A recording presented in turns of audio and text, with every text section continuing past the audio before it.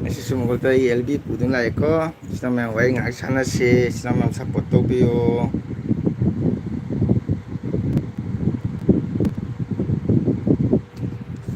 sino mayang support to biyo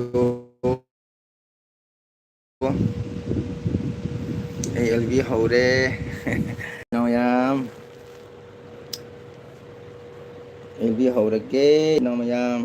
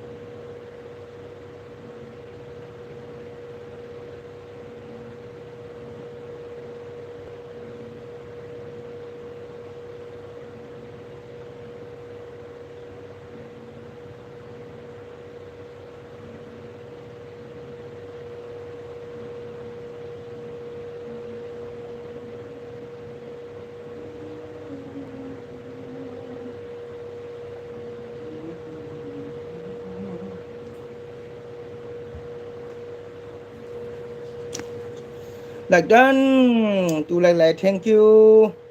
sino like to biyo support to biyo sino mayang wow radha radha ojabu radhe radhe ojabu jai krishna hare krishna hare krishna hare krishna thank you hare krishna hare krishna cha thakbirabro cha thabo abo masih di program vitamina ngài LB thage chino mayang quý tí quý rồi tôi cha thakbirabro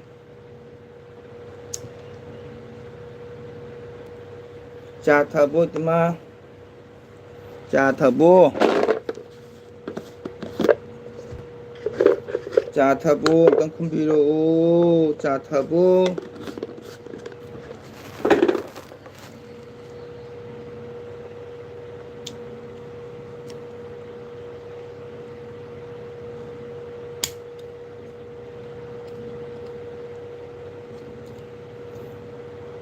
cha thabo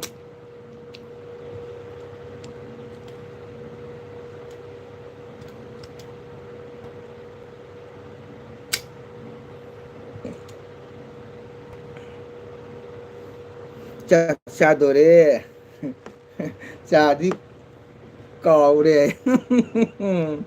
thôi em nghĩ là có chúng hàng gì vậy cái nào nó cũng ta để thật sự ra rồi ai cha thật bao rồi cả thật bao tăng lúc sau lẽ cái tiếng hai LB thà cái này LB sinh hàng đấy bên này good morning ai cái nuôi bên nào ai chẳng lẽ bảo đó ado kisan khanaw khan nungai rabo like to ro barder ki do nang khanaw khan nungai rabo ino bo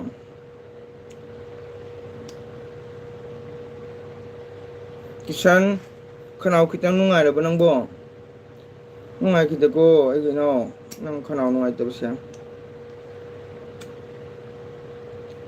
adang guwahati kanggan thok ko no kisan guwahati kanggan thok ni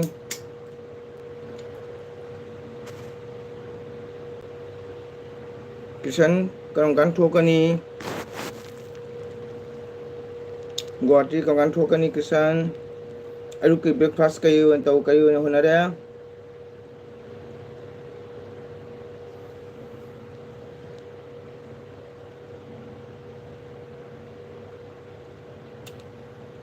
kisan ayu ki breakfast lo rabo guwahati kanggan thokani now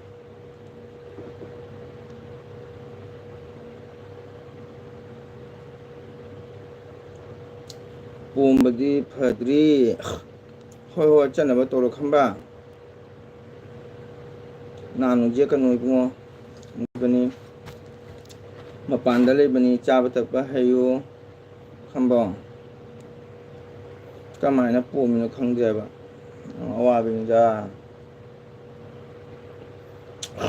ꯑꯩꯈꯣꯏ ꯏꯇꯩꯃ ꯕꯥꯔꯣꯏ ꯀꯔꯤ ꯏꯟꯖꯥꯡ ꯊꯣꯡꯒꯅꯤ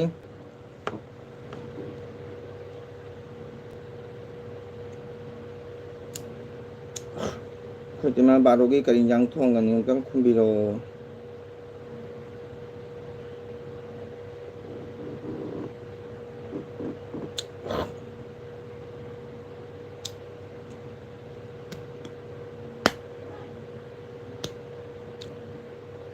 ꯀꯔꯤꯃꯇ ꯆꯥꯕ ꯌꯥꯗ꯭ꯔꯦ ꯁꯪꯒꯣꯝꯗꯤ ꯈꯔ ꯊꯛꯑꯦ ꯑꯁ ꯀꯤꯁꯟ ꯒꯨꯍꯥꯇꯤ ꯆꯠꯅ ꯇꯧꯔꯣ ꯀꯔꯝ ꯀꯥꯟ ꯊꯣꯛꯀꯅꯤ ꯒꯨꯍꯥꯇꯤꯗ ꯀꯤꯁꯟ ꯒꯨꯍꯥꯇꯤ ꯄꯨꯡ ꯀꯌꯥ ꯊꯣꯛꯀꯅꯤ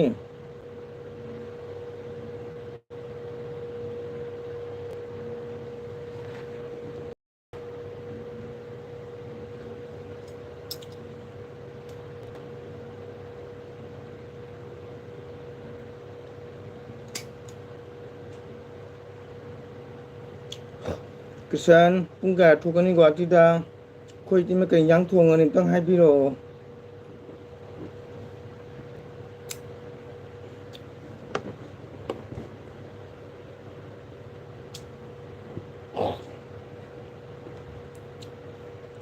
ꯀꯨꯏꯔꯦ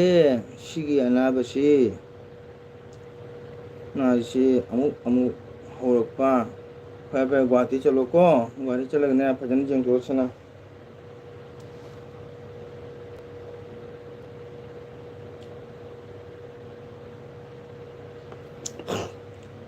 ꯅꯥꯗꯅꯕꯀꯣ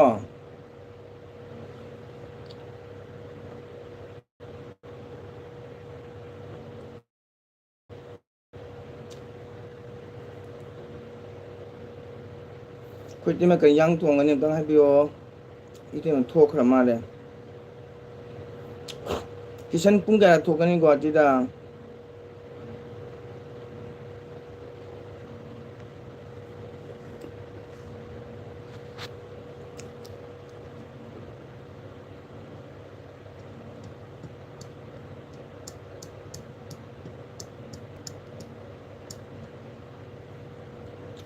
ꯏꯇꯩ ꯏꯆꯤꯟ ꯏꯅꯥꯎ ꯀꯅꯥ ꯀꯅꯥ ꯂꯩꯒꯦ ꯉꯥꯏꯍꯥꯛ ꯆꯪꯕꯤꯔꯣ ꯉꯥꯏꯍꯥꯛ ꯁꯞꯄꯣꯔꯠ ꯇꯧꯕꯤꯌꯨ ꯏꯆꯤꯟ ꯏꯅꯥꯎ ꯃꯌꯥꯝ ꯀꯣ ꯑꯩꯈꯣꯏ ꯏꯇꯩꯃ ꯀꯔꯤ ꯏꯟꯖꯥꯡ ꯊꯣꯡꯒꯅꯤ ꯑꯝꯇꯪ ꯍꯥꯏꯌꯨ ꯉꯁꯤꯗꯤ ꯋꯦꯗꯔ ꯐꯕꯅꯤꯅ ꯎꯇꯤ ꯆꯥꯒꯗꯕꯅꯤꯀꯣ ꯎꯁꯣꯏꯒ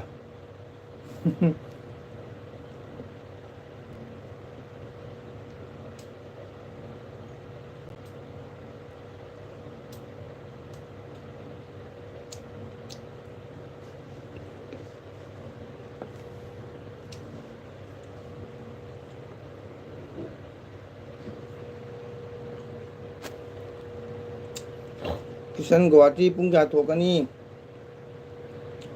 ꯑꯩꯈꯣꯏ ꯏꯇꯩꯃ ꯊꯣꯛꯈ꯭ꯔ ꯃꯥꯜꯂꯦ ꯆꯪꯗꯤ ꯆꯪꯕꯤꯔꯝꯃꯤ ꯊꯣꯛꯈ꯭ꯔ ꯃꯥꯜꯂꯦ ꯇꯥꯈꯤꯗ꯭ꯔꯦ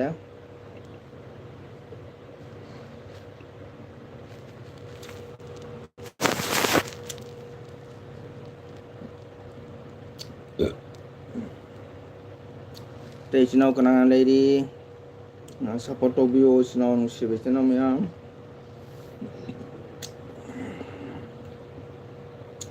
ꯚ꯭ꯌꯨꯁꯤꯅ ꯁꯨꯝ ꯑꯃꯨꯛ ꯌꯦꯡꯉꯦ ꯑꯃꯨꯛ ꯃꯌꯦꯡ ꯇꯥꯏ ꯑꯃꯨꯛ ꯀꯥꯈꯠꯂꯛꯏ ꯃꯌꯥꯝ ꯚ꯭ꯌꯨ ꯁꯨꯝ ꯊꯝꯕꯤꯌꯨ ꯃꯌꯥꯝ ꯁꯞꯄꯣꯔꯠ ꯇꯧꯕꯤꯌꯨꯀꯣ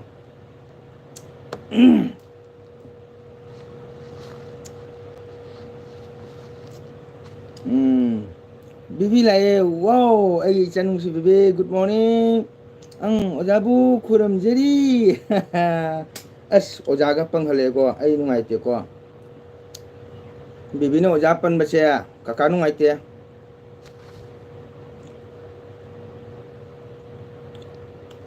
ꯕꯦꯕꯤ ꯈꯤꯇꯪ ꯅꯨꯡꯉꯥꯏꯔꯕ ꯑꯌꯨꯛꯀꯤ ꯀꯔꯤ ꯆꯥꯔꯦ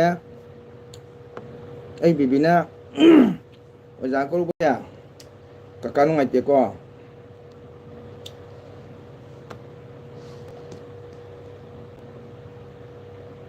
ꯑꯣꯖꯥꯕꯨ ꯈꯣꯏꯔꯝꯖꯔꯤ ꯍꯥꯏ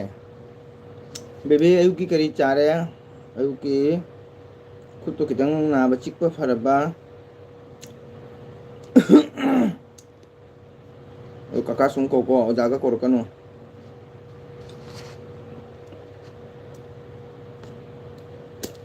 ꯕꯦꯕꯤ ꯇꯥꯕ꯭ꯔꯣ ꯕꯦꯕꯤ ꯀ꯭ꯋꯥ ꯆꯥꯒꯦꯔꯥ ꯀ꯭ꯋꯥ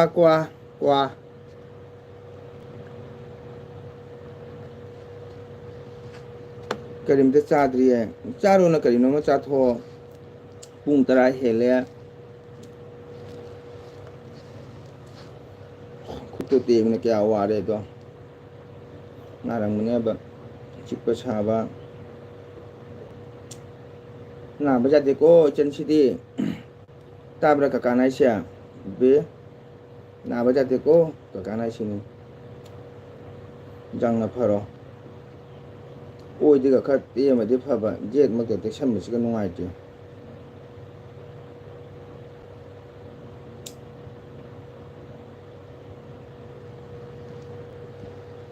ꯑꯣꯀꯦ ꯑꯣꯀꯦ ꯍꯥꯏꯔꯦ ꯑꯣꯛꯁꯦ ꯀꯀꯥ ꯂꯪꯉꯛꯀꯦꯁꯦ ꯏꯆꯟ ꯆꯥꯅꯀꯣ ꯀ꯭ꯋꯥꯁꯨ ꯆꯥꯔꯝꯒꯅꯤ ꯅꯪꯗꯤ ꯈꯔ ꯁꯦ ꯂꯪꯉꯛꯀꯦ ꯎꯠ ꯍꯥꯏ ꯂꯪꯉꯛꯀꯦ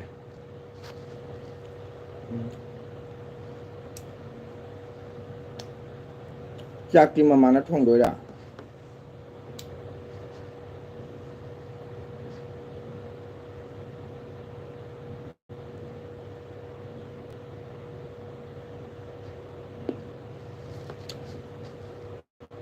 ꯕꯦꯕꯤ ꯆꯥꯛꯇꯤ ꯃꯃꯥꯅ ꯊꯣꯡꯗꯣꯏꯔꯣ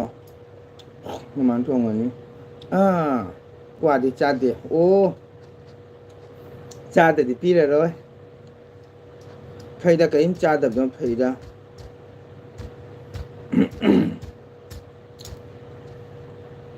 ꯍꯋꯥꯏ ꯃꯣꯇꯣꯔ ꯊꯣꯡꯒꯦ ꯇꯧꯔꯤ ꯑꯣꯖꯥ ꯑꯣ ꯁꯔꯃꯅ ꯇꯥꯃꯣꯒꯣꯜ ꯖꯣꯏ ꯖꯣꯏ ꯁꯔꯃ ꯖꯣꯏ ꯖꯣꯏ ꯀ꯭ꯔꯤꯁꯅ ꯖꯩ ꯀ꯭ꯔꯤꯁꯅ ꯑꯌꯨꯛꯀꯤ ꯕ꯭ꯔꯦꯛꯐꯥꯁ ꯂꯣꯏꯔꯕꯣ ꯁꯔꯃ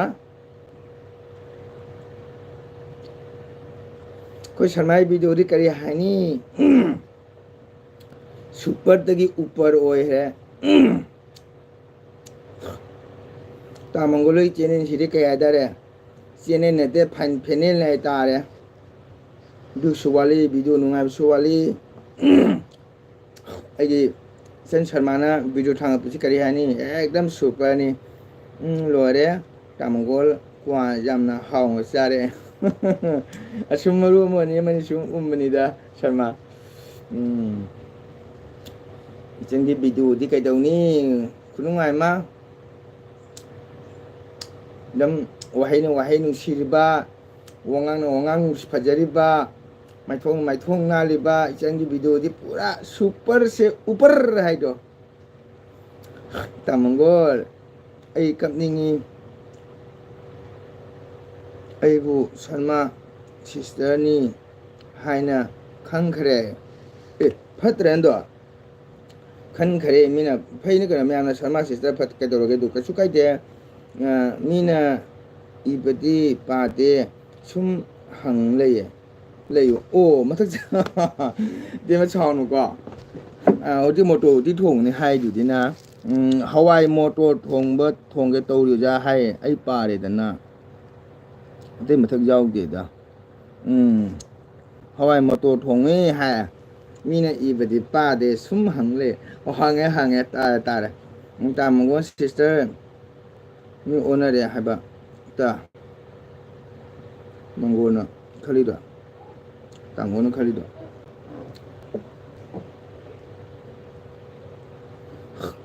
ꯕꯤꯕꯤꯅꯥ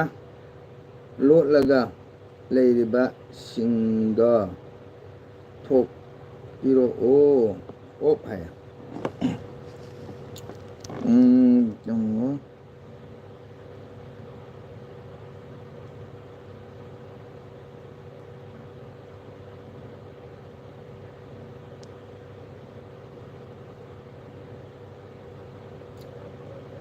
ꯂꯣꯜꯂꯒ ꯑꯩ ꯁꯔꯃ ꯁꯤꯁꯇꯔ ꯅꯠꯇꯦ ꯇꯥꯃꯣꯒꯟ ꯑꯩꯅ ꯗꯤꯞꯆꯥꯡꯅꯤ ꯇꯧꯕꯁꯤꯗ ꯑꯩ ꯃꯁꯛ ꯈꯪꯕꯤꯗ꯭ꯔꯦ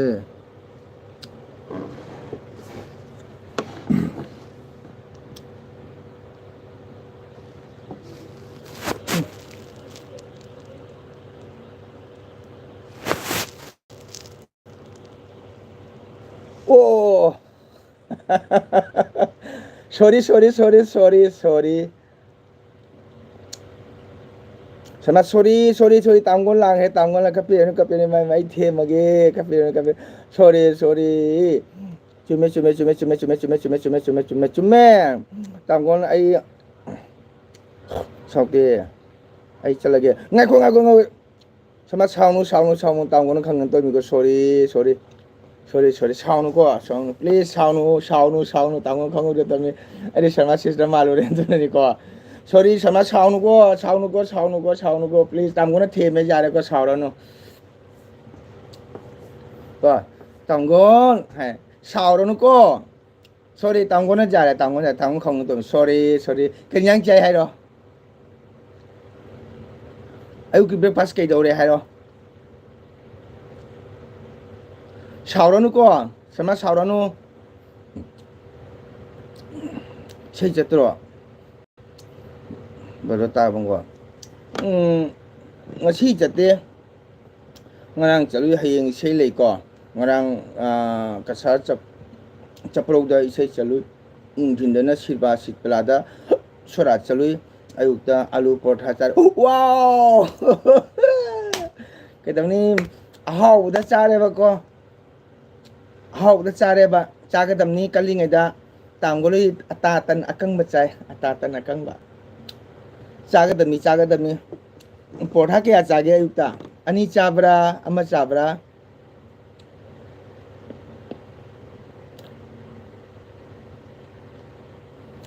pesa mayam do kadai thamge khitang piwa oh pige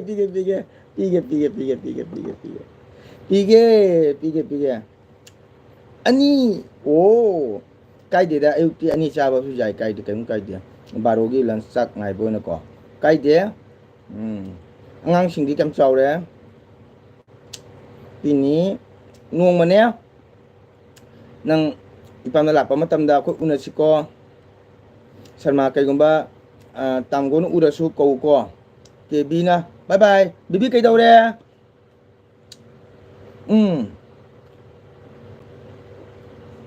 sure baby kay no bye bye to re che baby hoi tamgon si hoi tamgon di sak phajana khang di ko por nang kano di dum ure ba ko youtube ura ga su hadi phajana udri na ko tamgoni ke dawni tamgongi tamgongi duty dress ti ke dawni chandon thin ba phajom set ba mi ga manada ba ko aduna hayeng ichan sharmana ura ga su ikai na kau da bdi tonu ko tamgonda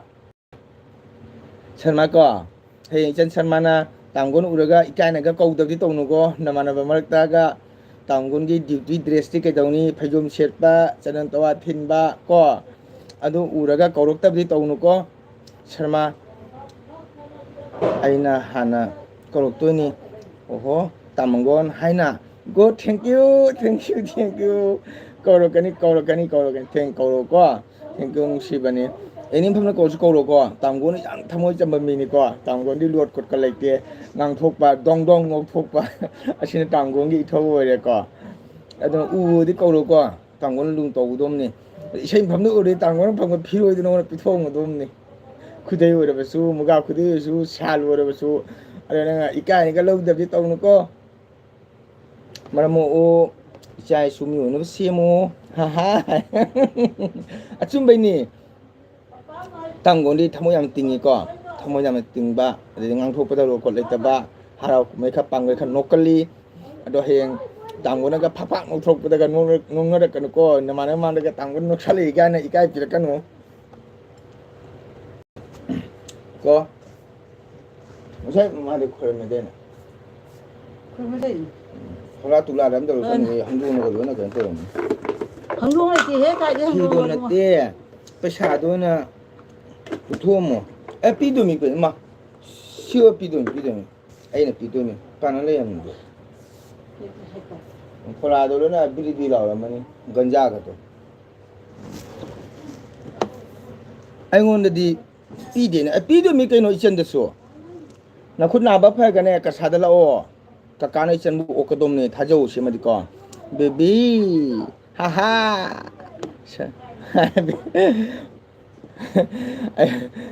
이천 비비다부 까리 까까나 피로이드노 피니 이천 라우 가사드수 이북노 오까니 수저쿠마र sama oja nungaibo hare krishna ega hare krishna nungaijari oja nungai oja ega nungaijari hare krishna oja ega oja sum mongol hain ko biu ko nana di mongol oja na te ega bo sum mongol hain ko biu oja ega ai ishe je bo oja hai do ojadri ega bo hare krishna ko ega na ai elbide changi dei oh my god ega thagat chari hani antena nana ega sum mongol hain ko biu ai ojagi mi thongdo phangjedri sum mayang bi seba thogon sum mayang tungina sum chachabani ega ega ayuki lai seba chai sing luibire ga ko Sharma ने बीबी हाहा no करे तमगोल की LB से गुली जाम लाइने क्या लाके ने गुली क्या कर लेगे ने कुंठा कर ले कई ले सी क्या जाम गई सुबह कुंठा दो शर्मा ने लाई चटकी थोकी सुम अद लास्ट ने तरा मरी मंगा तंगल ले होरी सुम ताब्र इसन शर्मा हयेंग तमगोल ने से सकबो उनरदी तमगोल ने पैसा सु पीनी फिर पिरमनी का oh my god ai benthau lai masu benthau ware ne benthau kari gi wa benthau jano wakhan samoi sondanu benthau tangon mono di kui heda tangon gi oi gi wa samachan tangon gi kui re wan ke jauding da mono phono ka lo oi heda sama benthau kai dawrage hakchan nungai taraba benthau anaba ka phate bene benthau nandi nungside kaunaroi sarmai chan duma hanu benthau jang wa bani ko benthau jamna awa bada le bani sarma benthau do dumaina haibinu ko ai nandi nungside kaunaroi duma hainu ko sarma ai benthau jang wa bani ko ai benthau anaba seba tawdai benthau jang wa jara bani ai chaka chaning re o dore kai dawrage benthau na su lau ra benthau hang ba ke bina kakagi indom sa do am ta jieng ye kakagi cái nó tới jieng profile la changa ga ibok she piram chadre ne ma hona bada ai sidore ikubok she piram chadre ne ma benthau dumana khangano benthau ngo toba seba do benthau no phangdo benthau lena mango do benthau waraga ishor phangami wadana mahi jande waraga pesa phangi thabak sura pesa phangi adumana benthau na seba tawrib benthau lemna mango do mi ko benthau gi aphaba to wara ka do benthau war suwana matam khran seba tawbiro ipa gumani ko nandu kana narige sharma benthau do makubok su nai do jadi dugadi amaki kaya hatare maku boksuna ri mate yang suna na lay bani ko haunu bage mathi amyung suba da ai lore hoi nagi mathi amyung sing suba da hoi bendau khara wada kamai tawni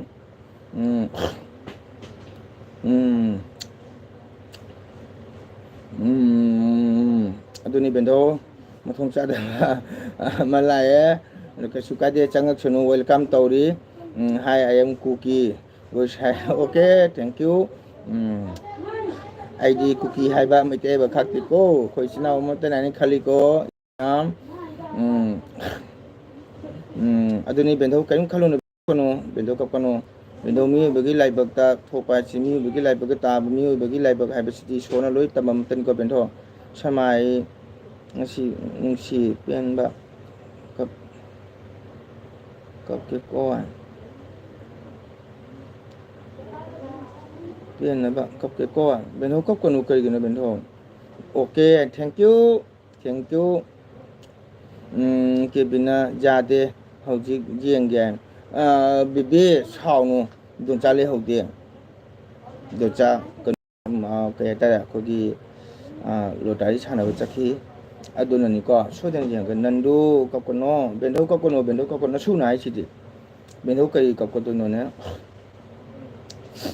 मेरे channel में आने वाला दोस्त को मैंने एक request करती हूँ क्योंकि मैं तो सिंपल चैनल में यूज़ करती हूँ दोस्त लोग मैं तो दूसरे का आदमी के साथ नहीं है मैं तो अलग आदमी हूँ मैं मेरे दिल में कोई कुकी हो नगा हो मणिपुरी बिहारी पंजाबी कोई मेरे मतलब नहीं है मैं तो सबको मैं सोचते हूँ एक आदमी है दुनिया में कोई वो नहीं है हौजिक आउटपोस्ट लेरे Okay, outpost kay Doriba. Aduna snow mayam, it was spring. Aduna mayam ay January ay bu kari pap tawage khangde bentho to mana haino. So it is okay. Okay, thank you. Aduna snow mayam atu mana khangano bentho nandi kari gi mana kapko to bentho. Mi ba je thawai pali himmat jaw thamoi chak ko da bentho ko. Aduna thamoi chak ko bentho aduna khangano bentho mi ba se bentho hai kana de elbida ko like telecast ni bentho du mana na su yang wa na ngan la khau poni bentho ko adu bu ai dum thamoi da lo na lai di bentho no wai do na su loi khangi bentho na khitang ang ba na su mongol loi na khangi ko aduna chino mayam thagat chari ai gi chin chang bi ba mai tei khoi gi cookie nai chang ai se ai jam si we are you from my sister I am sister aduna ai gonda cookie puki ba kai me te cookie su re sunaga su sunu mai te su sunu muslim su sunu en ni chang padai le welcome tori ai kai me kai de ko khoi mi amatani nandu pap natte mato nangi afabani haina khalu yes sumi ai gi chan saman hai ba duni aina bendhau na han de gi hai se sanmai chan ko aina bendhau da bendhau kan khan ganu thamoi chok tho wakhan nungai tho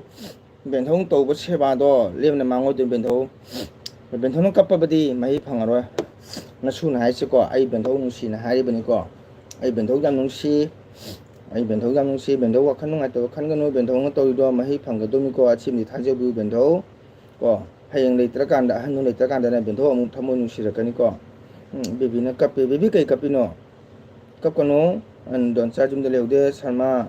noi na de khang de ai na to ru se bentho ai loi khangi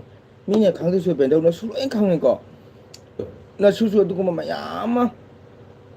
loina dana nangna hojik su ai chakadorom ni ko anabagi sumaina bendau na su nangemi bendau di thajaroi ko bendau da ai se haisana bana te ko aseng bani bendau na su di miung jal amni ko na su di mi de bendau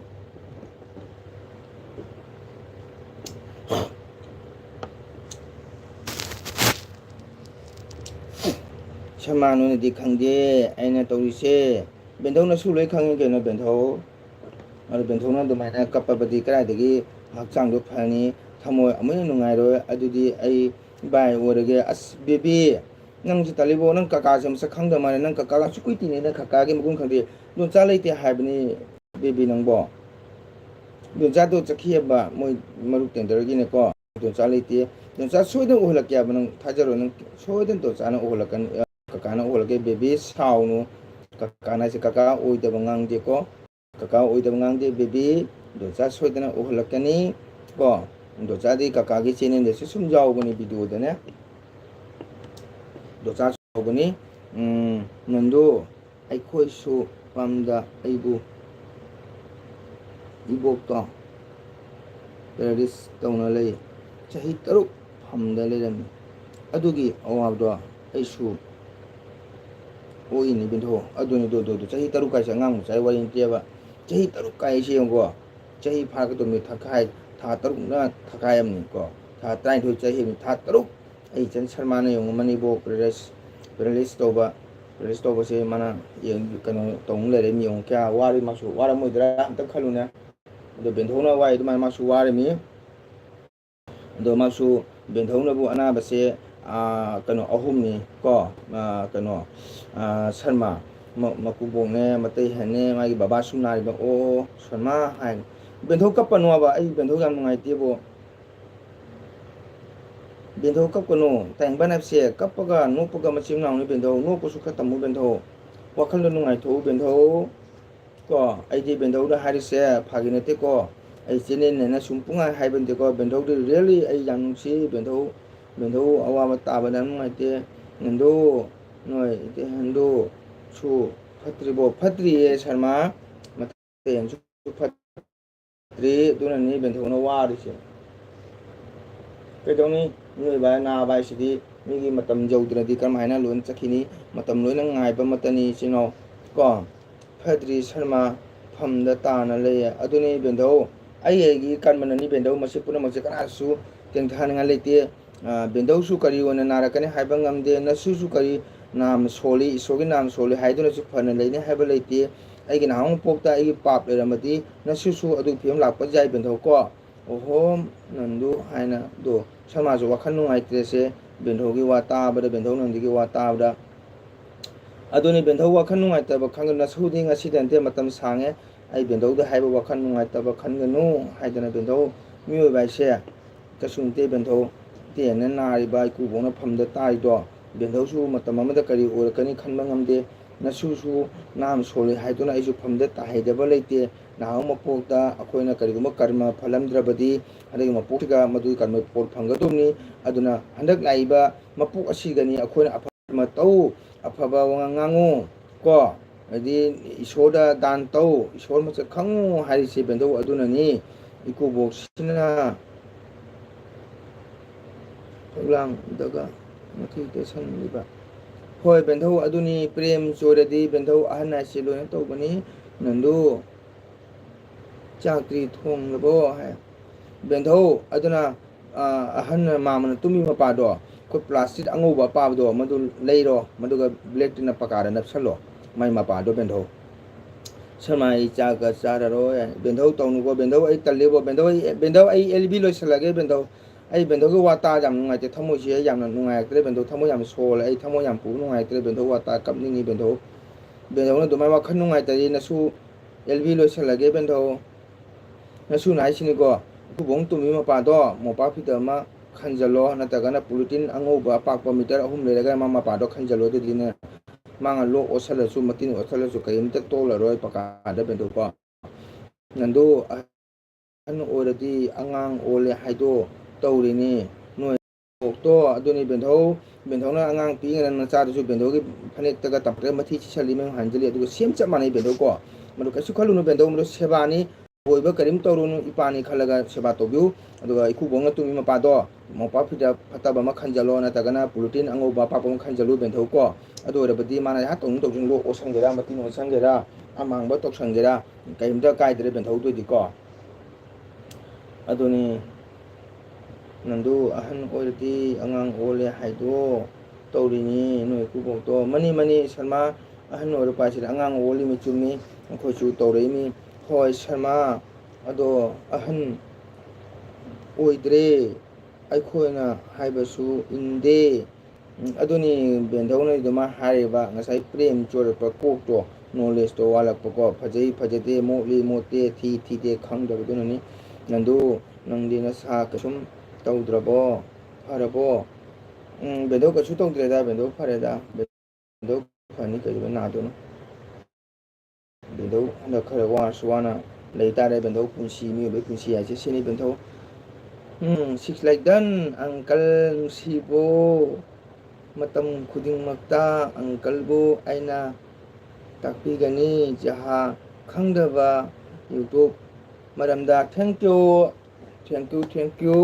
ꯑꯩꯒꯤ ꯏꯅꯥꯎ ꯈꯝꯕ welcome ꯑꯗꯨꯅ ꯀꯀꯥꯅ ꯈꯪꯗꯕ ꯏꯅꯥꯎꯗꯨꯅ phone ꯇꯧꯗꯨꯅꯤ ꯊꯥꯒꯠꯆꯔꯤ ꯏꯅꯥꯎ ꯈꯝꯕ ꯃꯇꯝ ꯂꯩꯕꯗ ꯏꯅꯥꯎꯕꯨꯁꯨ ꯃꯪꯒꯣꯜ ꯑꯣꯏꯌꯨ ꯇꯧ ꯊꯝꯃꯪ ꯃꯥꯏ ꯄꯥꯛꯄ ꯑꯣꯏꯌꯨ ꯀꯣ ꯑꯪꯀꯜꯁꯨ ꯑꯉꯝꯕ ꯁꯞꯄꯣꯔꯠ ꯇꯧꯅꯤ ꯁꯔꯃ ꯃꯣꯏ ꯃꯌꯥꯝ ꯍꯣꯠꯅꯕꯗ ꯑꯩ ꯅꯥꯕ ꯁꯪꯗꯦ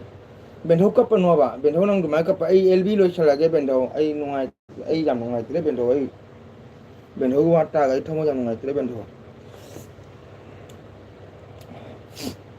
ꯅꯪꯗꯨ ꯍꯥꯏꯅ ꯌꯦꯡꯉꯨ ꯁꯔꯃꯁꯨ ꯋꯥꯈꯜ ꯅꯨꯡꯉꯥꯏꯇ꯭ꯔꯦ ꯑꯗꯣ ꯕꯦꯟꯊꯧ ꯅꯪ ꯋꯥ ꯇꯥꯕꯗ ꯕꯦꯟꯊꯧ ꯀꯩꯒꯤ ꯅꯥꯗꯣꯏꯅꯣꯅꯦ ꯕꯦꯟꯊꯧ ꯅꯥꯕ ꯌꯥꯗꯦꯅꯦ ꯑꯩꯈꯣꯏ ꯀꯩꯒꯤ ꯅꯥꯗꯣꯏꯅꯣꯅꯦ ꯕꯦꯟꯊꯧ ꯃꯇꯝ ꯈꯔꯅꯤ ꯋꯥ ꯇꯥꯏꯅ ꯕꯦꯟꯊꯧ ꯀꯩꯗꯧꯅꯤ ꯑꯍꯟꯅꯤꯅ ꯎꯄꯥꯏ ꯂꯩꯇꯦ ꯕꯦꯟꯊꯧ ꯀꯩꯗꯧꯅꯤ ahal laman haina dana sorarenda tin thilaga maida tai hayudi bendo aduni sorarenda tin thilaga maida tai haibado bendhona lakha wara su kapasu bendhogi lai baga tum ta dumi khambabu nungai bo hai sen sarmana hangai ai su ana balai ne noi khangde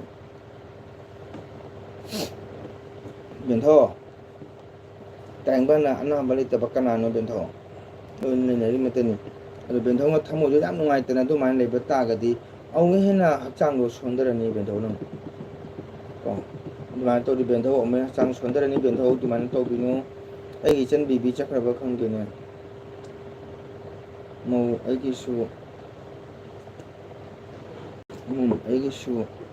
subscriber 사티바 로키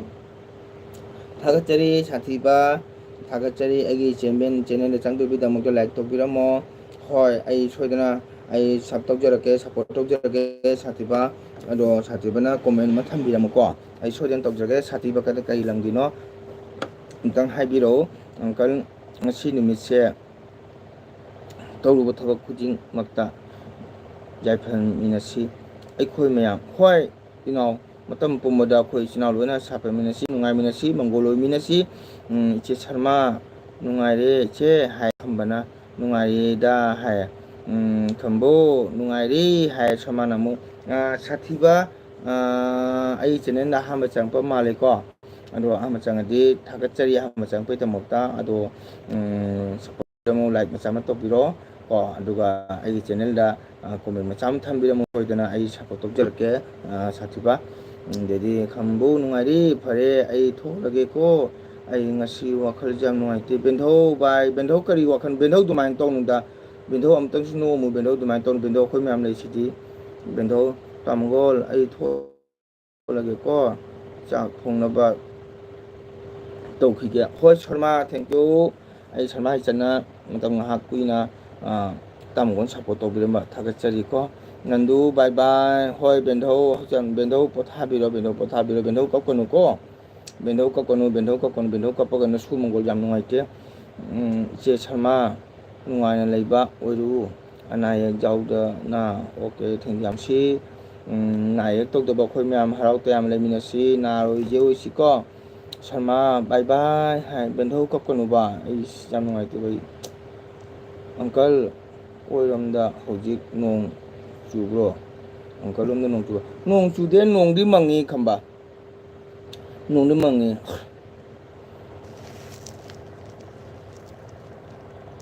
ro sathiba thokra mare sathiba se like to biramdre adu changbe minda makta thagachari koro yamba ai koro kai dano je koro thank you yamba chenen changbira pai tam thagachari adu like macha ma toromo koro ko ana ye jaw da bana lanni ne lanni nayak tawdraga lore uncle aduni nayak tawdraga lore ai bas kandida la ye kai deu lai bas kanda koi balai ra koro koi balai ro adu basai la like macam toromo computer class ni da computer class ye post office ma thaki dora koro class ye mathak post office ma thaki dora no una siko koro para nang computer class tale di class to phajan to ko class to phajan to ro koro like macha ma to ro mo ko uncle luhongba amada uncle ki duhar gi role list video ama jawba ui ai horen video tharake tharo koro tharo khamba tharo kakai yenge yamba yenge uncle ni jai yamba ho unasi koro computer class friend to ro uncle luhongba amada uncle gi duhar gi role real aibu duhar turom jawrane khamba uncle li lam phang dire bo jawdi ne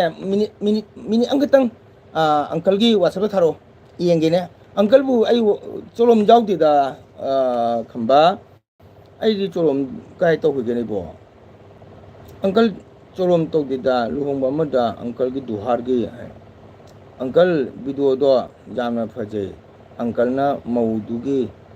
mangda satpa do o adu budi chatli mangda ko aduga duhar cholom di uncle to u gi debo yaw gi debo khamba nang jawe se uncle di gyan mamme bo uncle duhar cholom jaw re se uncle gyan mamme bo khamba kai khunda noi bu khangdre ne jam phajai uncle na maudu gi mangda chatpa do wow thank you thagat chari now uncle bu mine thagat ta so now khama thagat jam phajai duhar na te aina wa ngangba haitana soi soina re o adu phara ise chapa do thangalo uncle jenge ko uncle jenge ko yenge thangalo uncle jenge kari khundalu hongunu du hai ngamde nang kai dam lawri ba chak charabo bada chadri ai chak chadri ai chakti thenga chai ko Benjamin haiba apokpa chak charabo barabo chadri ai chakti thenga chai pung ama ani diga chai ko yo chai uncle lu hong bo sing lorabo kumsi chai gi di lore khamba nan kang lore na ko kang lore di lu hong bo jana de angkamu kang nungmai jorok pada angkamu lu hong na kani ko ai su chadri o ado kogi apupa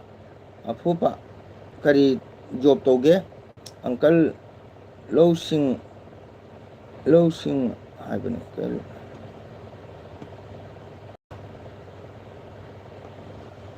low sing haibane kari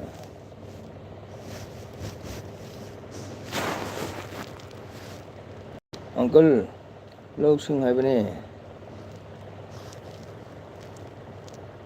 oh uncle low sing lo ba oh low id uncle low su de khamba uncle low su de mayam sunari hoji lodi lo na dri ko uncle low sing haibane oh low uncle low su de ko uncle low sing bori sagi lo na ba haiba oh uncle low su de low mayam atopa mayam sunari low ningnari uncle di low su de ko uncle gi phodi dukan da le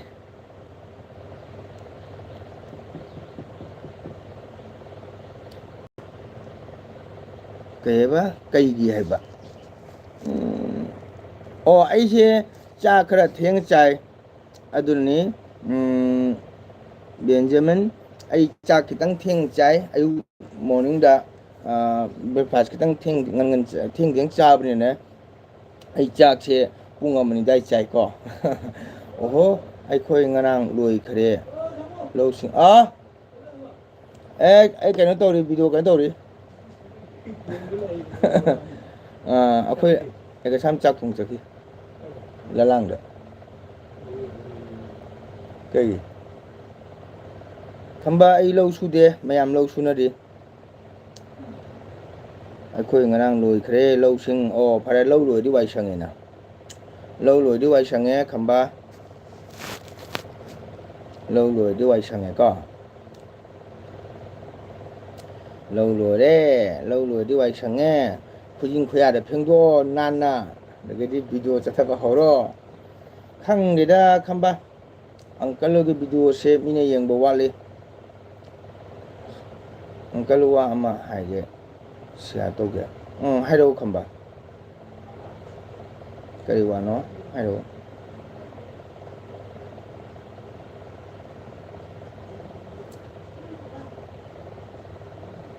duna uncle gi video chiti ke done du suwali mina yeng suwali nungai tamina aduna sum uncle na pamjaba gi sum toro bai duni memory mo hona bai na uncle wa ma ge share to ge uncle aina suba nate mija pesana ni thok laga suon mani shagi loina mak ni phau do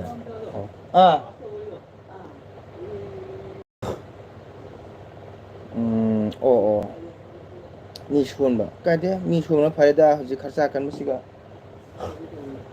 lo khoi bagi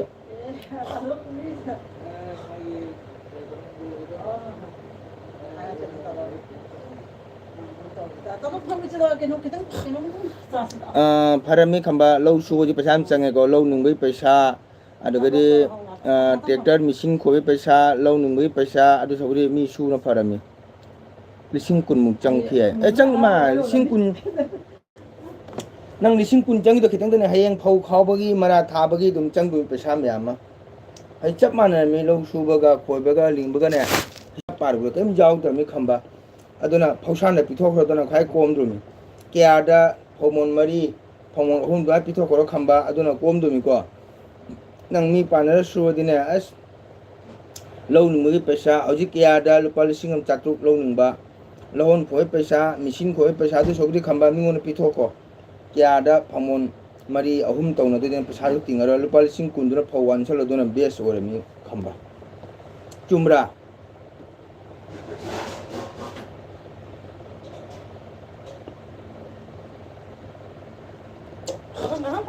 Menung bisa pira? Tapi memang tempat di sini orang kaya pak. Siapa cep tu di? Siapa kaya betul? Kamu jadi calon tu, mai cat. Salah, tu lagi ni. Mai di, jauh di tu. Sini jauh tapi. Ai nak hidup dah kaya tu. Mana itu ni? Hidup tak ni dia. Kalau terisa. Tanah lele. Tanah lele. Ate susu ba. Oh, jangan tanah lele. Oh, ate susu ba. Ngam dana mi hangje mathang yar su pirane chukti pigo dona phabani khamba kakana isi uncle nai dona phabani khambra masagi pen to boje nungai bo noi kai hani benjamin dum nungai haitare ko nungai haitare awa bata sum khalladi nyu bisi kamai nungai ni ko sum kabo sum nungai ri ai doni aduna khamba mingona pithoko aduna phai aduna wa suwa da ba ni pasa su chang da ba nang lo ate su ta le dai ate kunong su ta nang pal sing kun oya bal sing ni pu yen chang ani ade sol pal sing ni pu na phawala dine nang chai amani yen charani uncle aise angang ama oje su jum pu badi heire heini uncle khangi nang jum pu ba na wow namada change dado like done Tado like that, namara chak thong abo. Punsigi part amani. Asisu, aigi life se. Experience jam lele. Mani mathok tai. Pakhang macana dan thapuk sudah lagi thapuk punamak loina. Thapuk sudah mi. Tado manggon. Breakfast kari carage. Tang gun ke doni breakfast tan ni namara tan. Welcome chain namara hai. Tado. Thong di ngai ai khang ya ada ai kem hangdrami ai kem hangdrami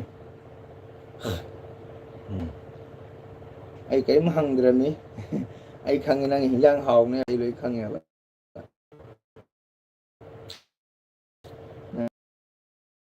khangi ai khoi super support ore okay thank you ko su tan chai nang tan guna tan mà hòm này nang tan khô như này mà đây tan mà hòm ní là mà đây cha mà đây cái tan là mà đây hình giang trang giang 또 아무니 거 컴바 내가 만담이 컴바 너무 짝짝짝 시고 너무 나이 좀다 컴바 레이브라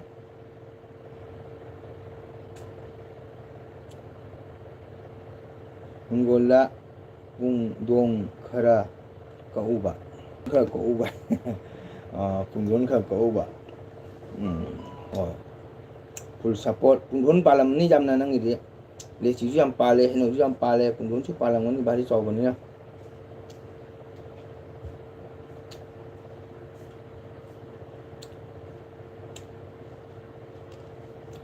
je pu chalu an to ni uncle aina hau batan cha di mahau kau bangam le ngong wala cha ni nau na hau batan bo ni ko ma so ge cha tu ga ada ta cha ni ang cha tang kong na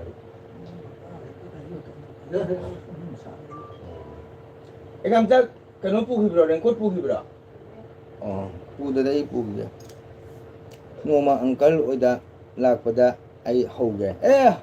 năng này nhớ rồi đã uncle cái chắc không được chắc vậy. Uncle cái xin chẳng vào hầu hàng ngồi hay nhớ rồi. Ta đó hết luôn này. Hiếu hiếu chào chào khuyên thằng cái lỗ.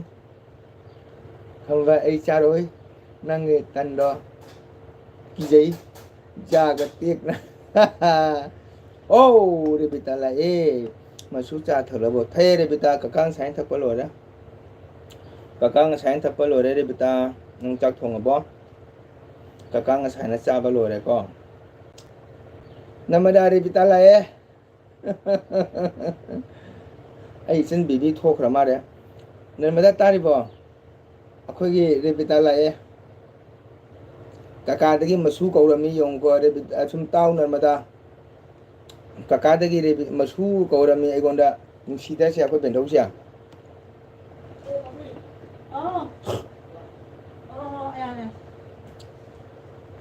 uncle do ni là khan nindu này ni là nindu tori ne okay ho chế nó mà da is cha ra gani khang doi do jagoi saba udabida kamaina mag jagoi saba hei haina hai doi no ta do mango ai di loi na hei nei awan nungai any condition do just toba ngamni asyang ba khangi ngamni ai khangi ngangbani namadagi himat thamoi mo ngamni ai khangi ngangbani ba namada ai chu chak thong lu bo namada chak thong lu bo hai ai chu chak thong lu bo hai wa khangi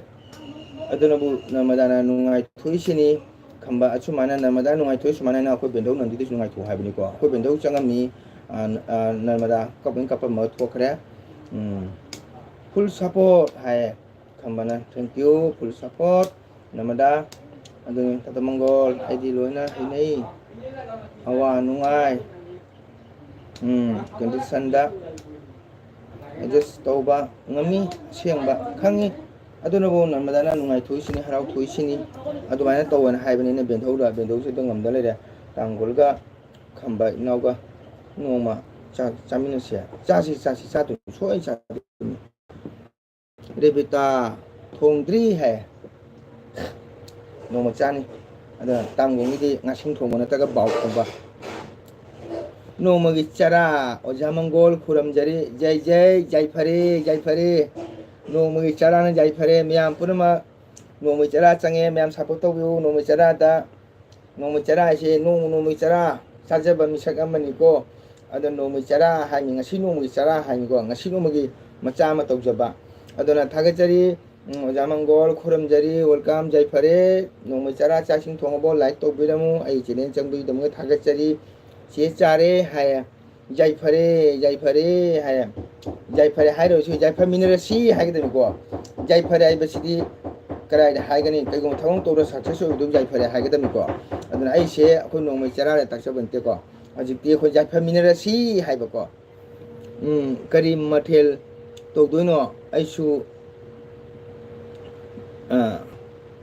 이슈 누피 나마다 샤 나마다 또 레비탄 하이도 이슈 누피 나마다 호이 캄바 라우 해 어자먼거 디 누가이보 짜드리 와리 우르보 해 yam siu da bo oidri wali no mo chara biramo ko no mo chara ki thungan sei ni ki chali ma ya revita nga ngai ri hai kai hai ge inau khamba no mo chara na hai inau khamba ko no mo chara bu sumyam support me si uncle jam no ngai re lb thari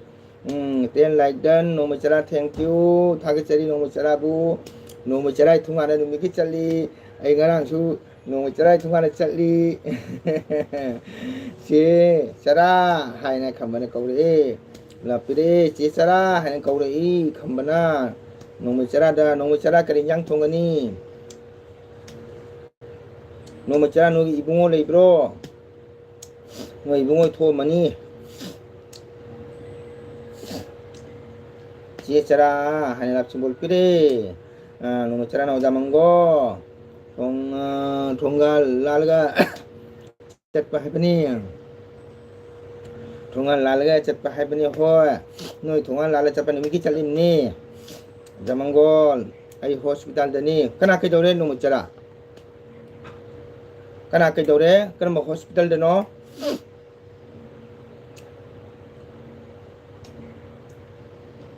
Hospital ke dore ge. Kana ke dore dore. Full support hare no chara da khambanan full support hare no chara ke dorage kana ana bajawre kana ke donare hospital da namada su namada te full support hare no chara da thank you myam sina myam prong thagachari myam support to bi tamakta myam support to min gadapani ko alo sina myam nadi mangola ta de waru pro to biganu id matam chana myam video yang mangam di ko asim dia imam dah hajari sini ko ai sang sang matam dai video yang ni senang memang ko kamai uncle ga aha nongma reels ama siang ga dagal nang reel pala no ayo ya uncle do haite reels samba haite ko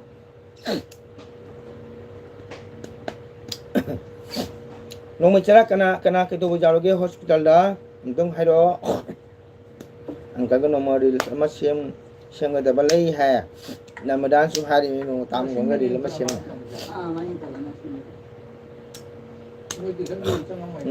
isunupa monggol sia ngarang di makhol ga thu khidre masya shodi chawgi mi palli hai su chawgi ni palli haina masu hoi da ngarang wa lo he le bita ngasi gari ho do se ama ahoi changde hospital na moi ki kai do da da no khatan ga usi uncle se jum jam nung si he thank you changde ba ka sama ne ai ginau khamba uncle su nau gam si LB pai su thado su nau budi ka uncle na kau bang moi ko ma si uncle ki sumbane masu jepu jamna chatpa haina gano masu mina nona jani karigi ana ba hangbai chaka do mine de bitang go uncle ai su kau bang ngamon thank you uncle si tuan ko ni nau dam si oh nau dam si uncle na yang si nau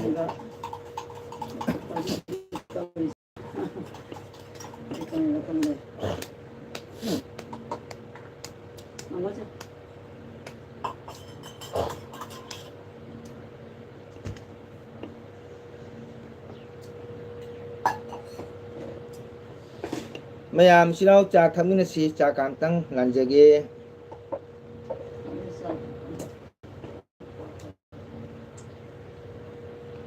biksana masu mi ko ba se nungai ti ko masu abu ko nge dipita uncle ge LV ma se to ndoi ni LV da aina changla pada uncle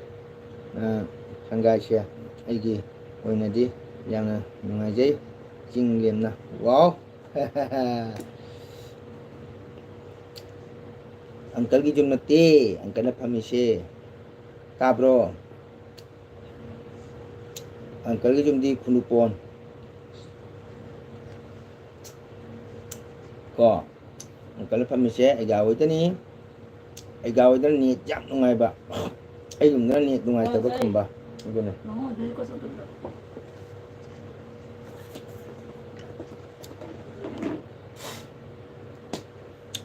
uncle gi jum da ni jam nungai ti ba ko duna jum na ti aina hai ba sa uncle LB संगाई नुंगाई दा oh uncle की LB हुम्मा से तो हंदुनी LB दे एना चंगपदा अंकल संगाई से ओ सॉरी चुमी यस अंकल पाबा ख सुगले जुम नती एना हाबे से चुमे चुमे कामे कमे संगाई नुंगाई दा हाबे आ को से वराउदे तादो मंगोल है थैंक यू नमदा आई जने बिता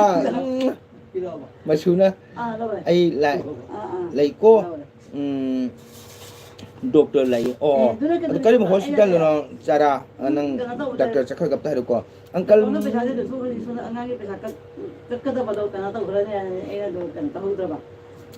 नाउ खंबो चाथक्सी अंकल की खंबा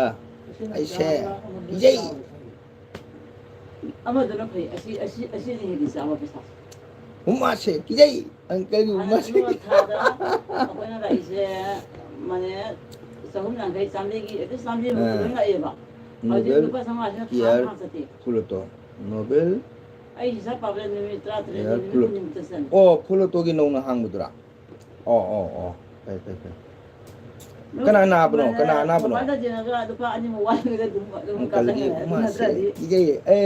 इनाउ उनाबदा अंकल उमा तो बनंग जेमो वाओ तारो मंगोल करी करी करम पांडीरी बगे जाम नुंगारी ब्लू थैंक यू ब्लू आई एलबी चबी दमै थागेचरी लाइव चाम तो बिरमो थैंक यू मसु मसु कौरी कुमलमनी चादो पेन थागो मसु थरानिदो सेवा तारा किरमनी खंबा तारो मंगोल से आइखोय अनीना फारगा सेमसिको नर्मदा कौनुको आई इकाइको अंकल आई लुहोंगबदा अंकल चीफ गेस्ट उहेंदोनी यस इनाव खमै दमुक्ता नयाम्बा मंगोल नंतना इनाव खमै लुहोंगबदा चीफ गेस्ट ओइगनी मसे नयाम्बगी वारेपनी नातुंगी अंगांग ओ नेतुंगी अंगांग उनबा लापनी नुपी अमा पोले वाओ आंग पोकरा लक्ष्मी पोपनी याम गुड खंबा मौ फंगबो चेनल मदा अदुना फरनी याम्बा बाय याम्बा स्काई हाय कौरे ब्लू खंबना कौरिए खंबा लुहोंगबदा आई मौ कोइनी जाय चुमी चेनल मदा मौ लेहंदोरबनी जे हेलो चे चरा हाय नोले चराना मौकोइबा तामंगोना चीफ गेस्ट होइबा नर्मदाना हुमाय हुम्बीबा सेवा तौबा मौगी तादो गा खंबगा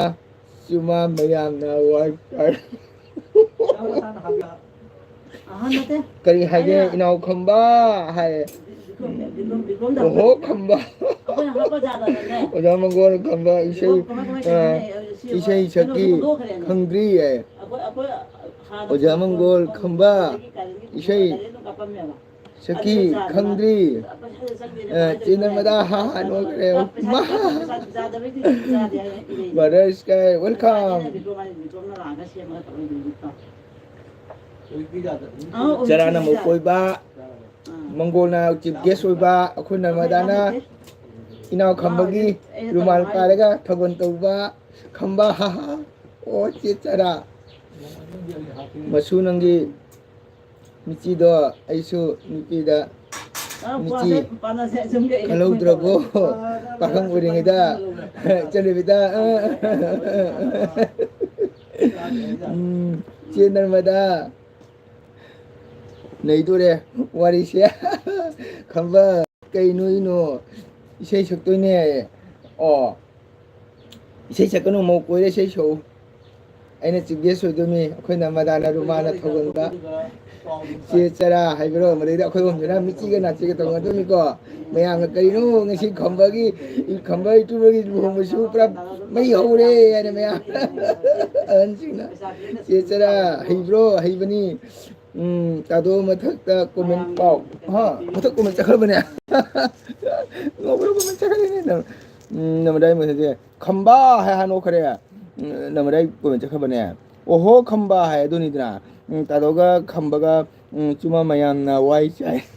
आथिनिदना अते कई लेगिने दुनिदना नंगे मिची खुगादो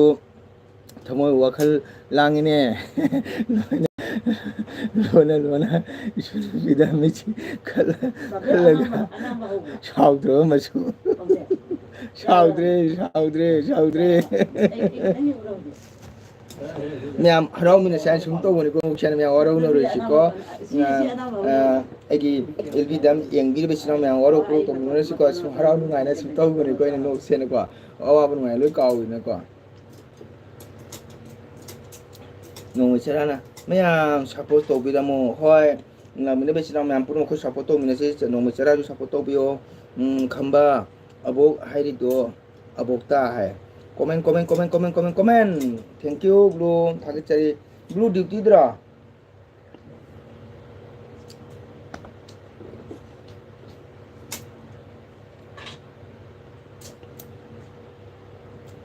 kal jongloi hai kana no sina anu bachang to male thagi chari खंबा तादो मंगल से इखोई अनि हारगा रिल सेमसिको आई वे अदो मुते यारोय को चुने भिडियो सेमसिको आई रिल सेमदि ngमोय को खंबा नमदा चा से इंग्लिश ता ती हायदि ती से मैते लोंदा कई हायगनी अंकल आई करी हायरो खंगदे सेरे बेटा लाओ है कादिल लेगे उजा Mongol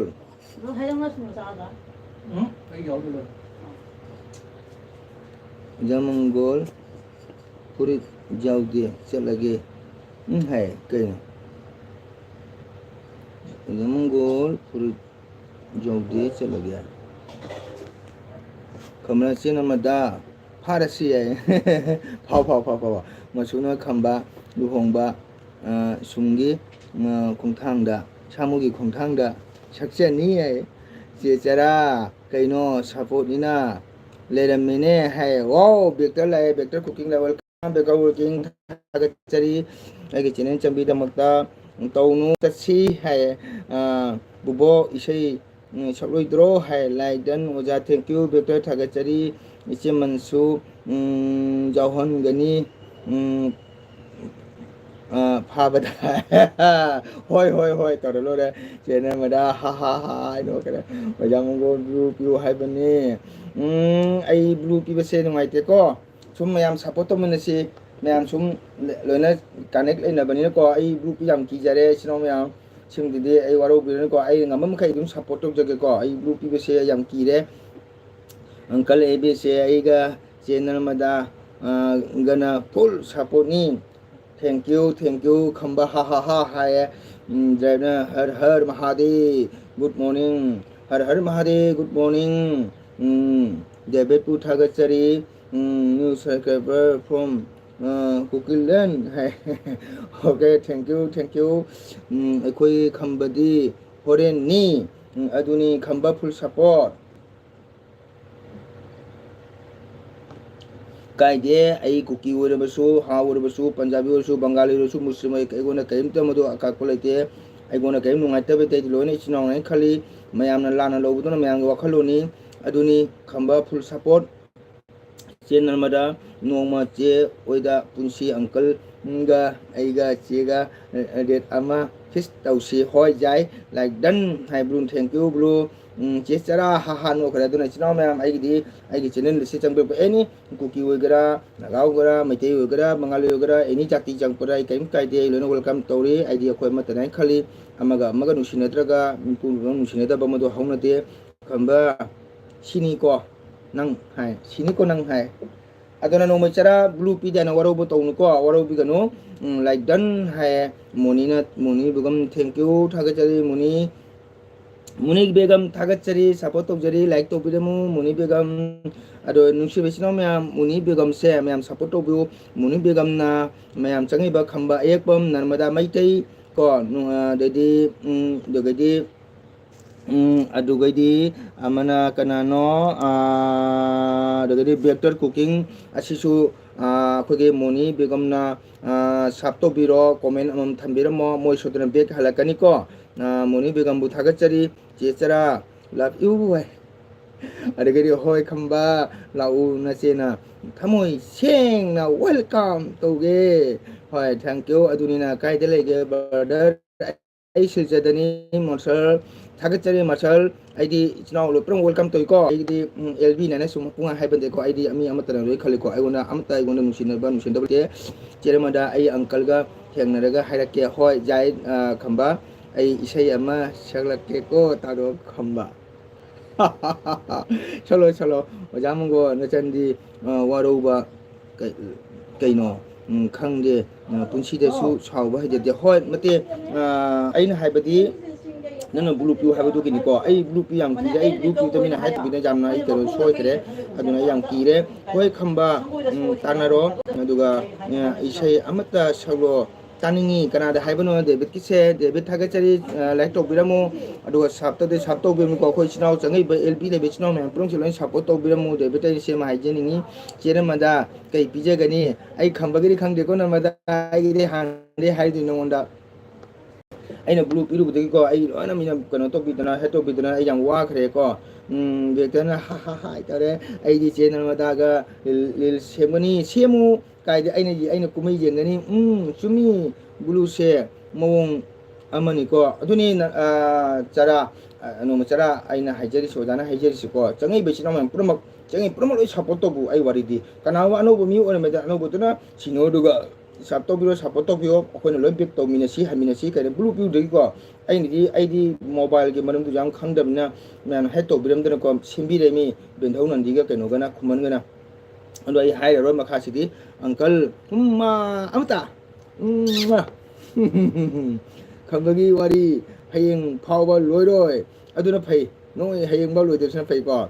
che chara kmc hai re vector na che chara ha ha ai no kare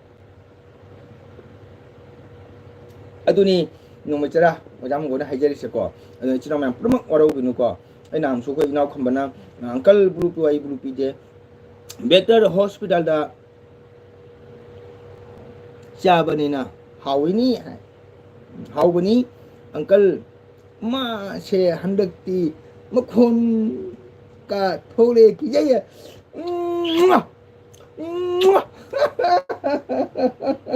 Isra me purmat mangalatana aduni isra me purma waru puru tawno siko ai jam haigali go sagi ai se kitang asum makhan nungai je harau ba isra me muragana awana pong lo kawi isra me ko aduna ni chena ma da ha ha no khare aduna awana jam kawi aduna namadana nungai ba awana pong do ba samaina ai hitam ni ko ti matam kuide tamakpa aduni uncle na hanjak ka farise chena ma da किजेद्रो तौरिसे uncle ना किदे नमना तो किदो मिने तनि sauce फरनि को किदे अखो नमना सु किदे खो नमदा थमो चौबी हरक मी पाम्बी नुंगाइबा पाम्बी एन्जॉय पाम्बा सिनाव म्यांग नुसि चान मिनबा सि जाम पाम जबा चनि को ai सियाम पामी ओथमंगल मै कोनी असिनी पुंसी मतम पुंबदा nungaina lei kwa thank you nungmai chara punna khoisina mam punna jai family siko nungai minare siko hoi khamba mathel mawong thong ga pije ni khut chicken ko che de mada ai di pakora chagani pani thong baka oh namada kai de nang wasuan matin kam thong ka ne mai pakora pani thong pija tamong idi pani su chaning de pakora su hai na de aina haina badi nga sing thong ba bao thong ba chani khra thong ba muka nga baja atunga kanji pami ko pam jai ko inau khambagi pani thongba pakora thongba warsu wana pijau ko नर्मदाना पाखंदी अदुम ओइरी नुबी अगांगी लेरे लेसाबिदी हाय अदुम से चांग लेते से चांग लेते से चांग लेते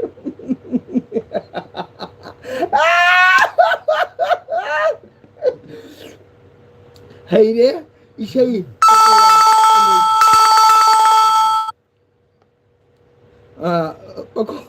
pakora paneer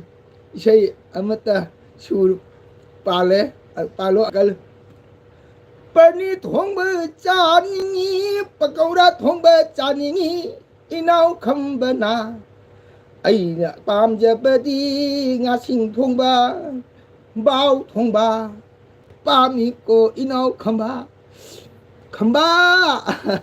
parami payu ane pire ye jaga wow jus mai pire chena mata se nungsi he he khamana ahem bani chi sa la pire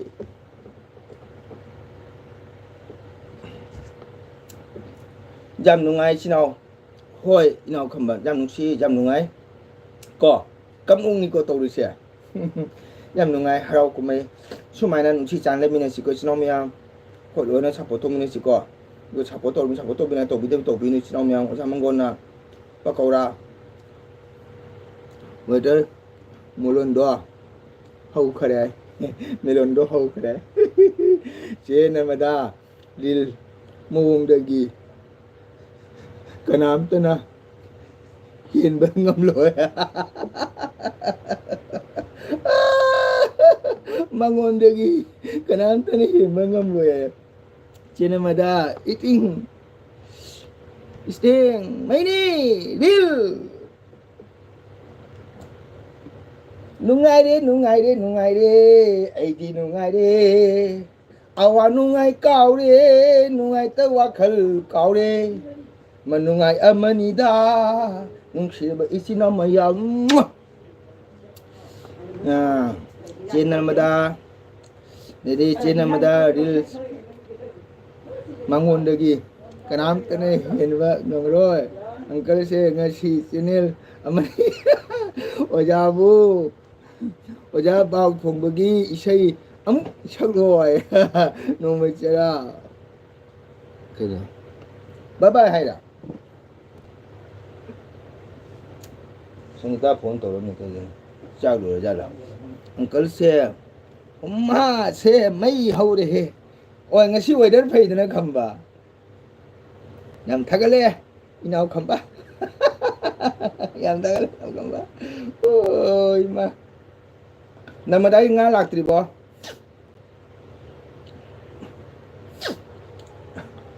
namadai nga laktri bo chen namada ECB lặp gì đó làm nhà kháng gì đó không ba ôi đây đi chết cha ra rồi video mình dùng qua lại bao giờ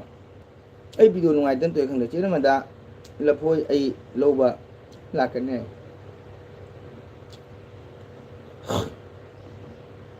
cái đầu đi nó David Data hoàng dân David Data thank you thagachari David Data ai chinen changbi da makda thank you ado thank you like macam to we mu kai do ri no ai jo me anu nei nu ngai mi nari mi David Data nu ngai mi anu mi nari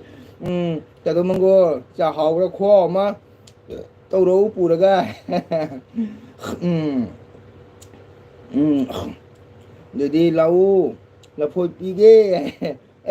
phoi na dai la phu jam ho bani ko ine kha da ho ma bai sun la phoi pam jam ho bani ko la phoi chang bi yang cha bi kol bo chini cha ba uncle ai che na ma da oi da chale trak pu ga cho trak ti chong mang nu chong mang he trak ma sa ti par wen pu kom bran ti par cho ru pu ko uncle ai che na ma da ho da chale trak pu cho trak ma sa pu nu ko ti par pu ko ja sei do sok roi ka ri sei sok ge beta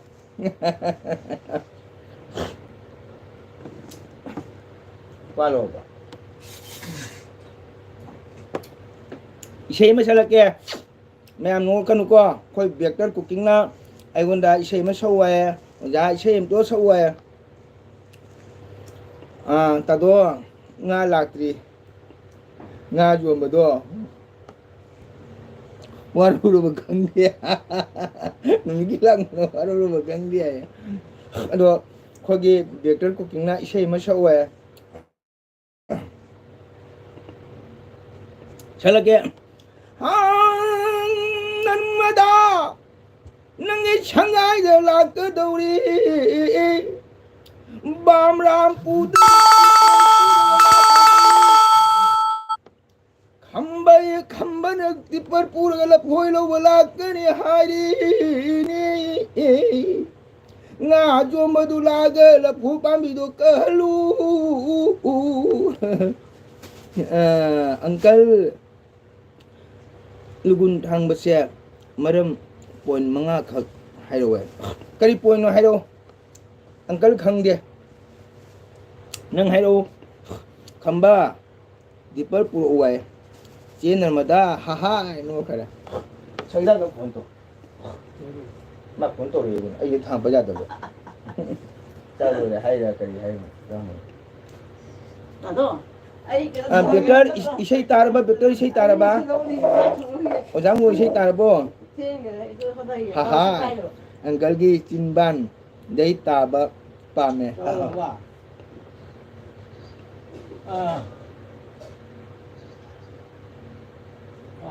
깨봐 자로来了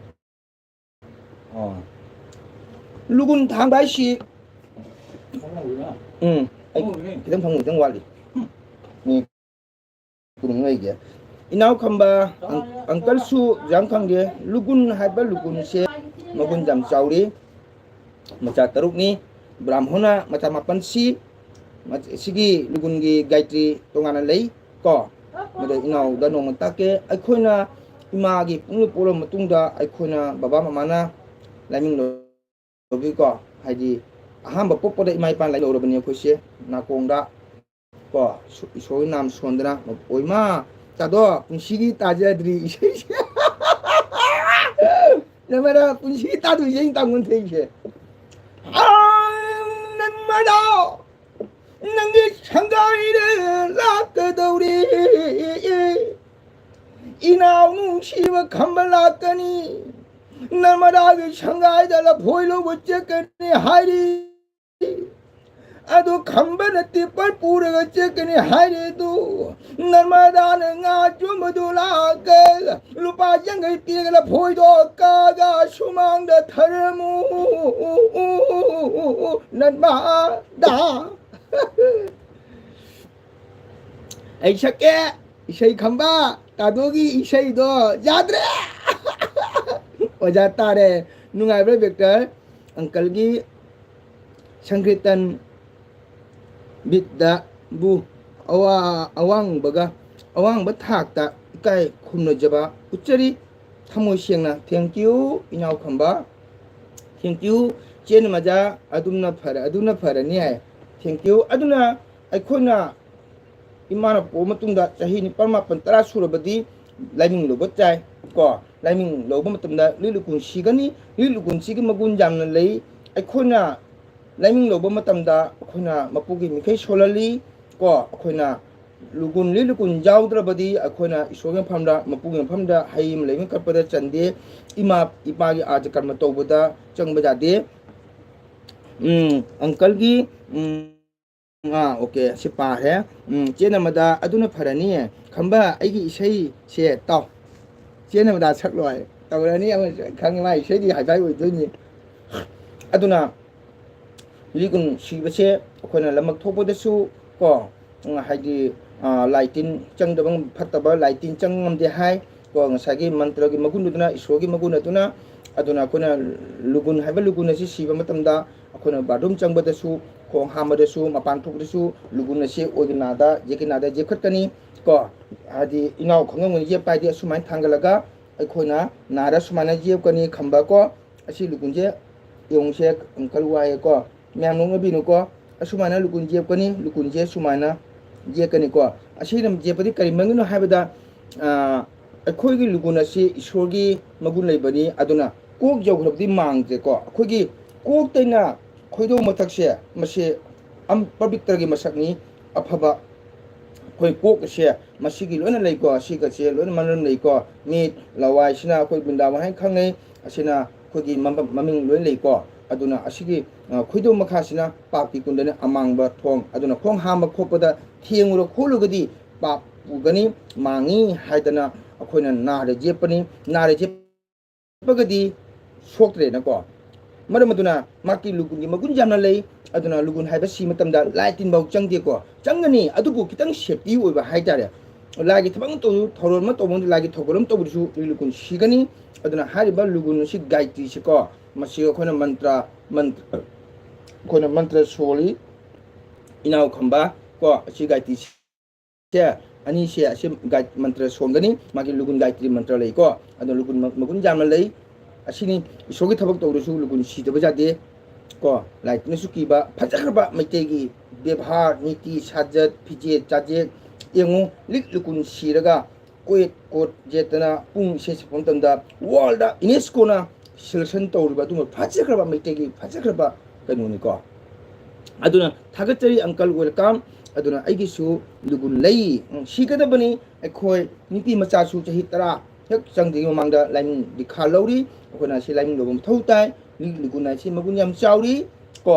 लिगुन हाइबसे याम मगुन चाउरपोनी अदुना लिगुन थाबा जादे ईश्वरगे नाम सोंगदबनी मतम पुमदा मपुगी मिखै सोलिबा मियोय अदो मा ईश्वर सोइदना थौजांगनी नुसीबना तौबा back मनिंगदा आइना नचबदा bike मनिंगदा आइना नचबदा मागी नखों मयादा नुंसी वारी चिथबा कुनुंगाई अमा वाव होइदा नमदाना हाइबा हेलिदा इसै आइगिना सु पुंसक छपा खंबा नुसीद्रो नमदाई इसै सुसी यंगने खंबा नुसीबना थौबा बाइक मनिंगदा आइना नपसदुना मागी मखों मयादा नुसी वारी चिथबा खुनुंगाई अम्मा नुसीद्रो खंबा आइगी इसै नुंगाई ब्रो अंकल से नमदा इसै से अमता सुर पालोय अदुदि ngmoy खंबा अदुदि ngmoy अदुदि नमदा हायु खंबा नंग आई नर्मदा सुन पालोय सुर पालो हाइरो अंकल दा चेनमदा खंबा आई तादोदा आइगी इसै सुर पालो हाइबा ngमलोय को नमदा खंगी खंबा ऑन नाइ बेक्टर थैंक यू नमदा इसै एस नमदा मांगै छक्केबो आई याम नुंगाइतेबो आई हाय नुंसीबना थौबा bike मनिंगदा aina nabjaba magi nai khong mayade nung sewari chakiba kunungai ama ni khamba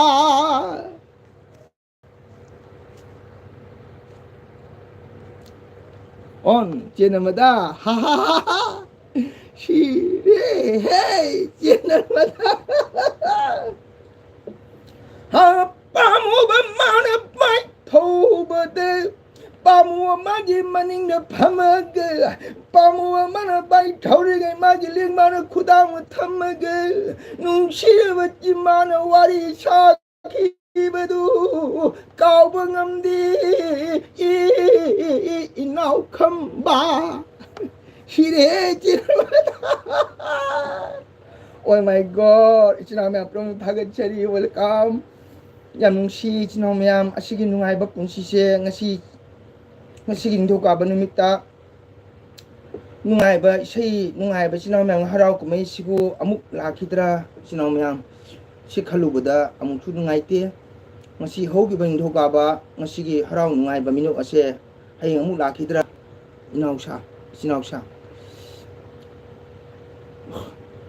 आधुनिक इसे नहीं रे सिनाम yang kalu nungsi ko angkal ibis ya cena madada ꯏꯪꯅ ꯅꯨꯡꯉꯥꯏꯍꯟꯕꯅꯤ ꯍꯥꯏ ꯑꯩꯒꯅ ꯅꯨꯡꯉꯥꯏꯕꯅꯤ ꯅꯃꯗꯥ ꯑꯩꯒꯅ ꯅꯨꯡꯉꯥꯏꯍꯟꯕꯅꯤ ꯆꯨꯝꯃꯤ ꯏꯅꯥꯎ ꯈꯝꯕꯒ ꯅꯃꯗꯥ ꯅꯨꯡꯉꯥꯏꯍꯟꯕꯅꯤ ꯑꯗꯨꯅꯤ ꯈꯝꯕ ꯉꯁꯤꯒꯤ ꯅꯤꯡꯊꯧꯀꯥꯕ ꯅꯨꯃꯤꯠ ꯆꯠꯈ꯭ꯔꯅꯤꯀꯣ ꯍꯌꯦꯡ ꯑꯃꯨꯛ ꯂꯥꯛꯀꯅꯤ ꯂꯩꯕꯥꯛꯄꯣꯛꯄ ꯁꯤ ꯈꯜꯂꯨꯕꯗ ꯅꯨꯡꯉꯥꯏꯇꯦ ꯄꯨꯟꯁꯤꯁꯦ ꯅꯨꯡꯁꯤ ꯈꯜꯂꯨꯕꯗ ꯅꯔꯃꯗꯥ ꯀꯣ ꯕꯦꯛꯇꯔ ꯅꯣꯛꯊꯔꯦ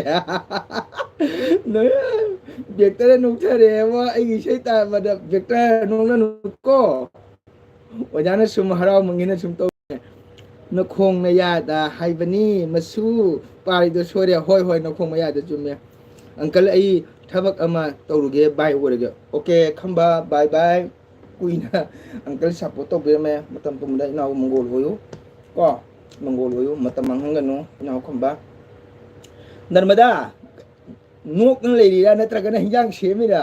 ꯅꯣꯛꯄꯗ ꯄꯤ ꯇꯥ ꯂꯩꯔꯕ ꯈꯝꯕ ꯑꯩ ꯅꯣꯛꯄꯗ ꯁꯤꯔꯦꯀꯣ ꯇꯥꯗꯣꯅ ꯁꯛꯏꯕꯁꯦ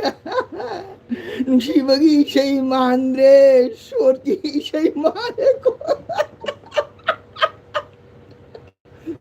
ꯁꯣꯔꯥꯠꯀꯤ ꯏꯁꯩ ꯃꯥꯜꯂꯦ ꯑꯩ ꯍꯥꯏꯗ꯭ꯔꯣ ꯅꯔꯃꯗꯥ ꯅꯉꯣꯟꯗ ꯑꯩ ꯏꯁꯩ ꯁꯛꯄ ꯑꯩ ꯍꯩꯇꯦꯅ ꯍꯥꯏꯗ꯭ꯔꯣ ꯅꯔꯃꯗꯥ ꯑꯩ ꯍꯩꯇꯦ ꯍꯥꯏꯗ꯭ꯔꯣ ꯑꯩ ꯍꯥꯏꯔꯤꯅꯦꯕ ꯃꯁꯤ ꯅꯣꯛꯇꯅ ꯂꯩꯔꯝꯕꯅꯦꯅ ꯑꯩ ꯈꯜꯂꯦꯕ ꯑꯗꯨꯅ ꯍꯥꯏꯔꯤꯁꯤ ꯍꯧꯖꯤꯛ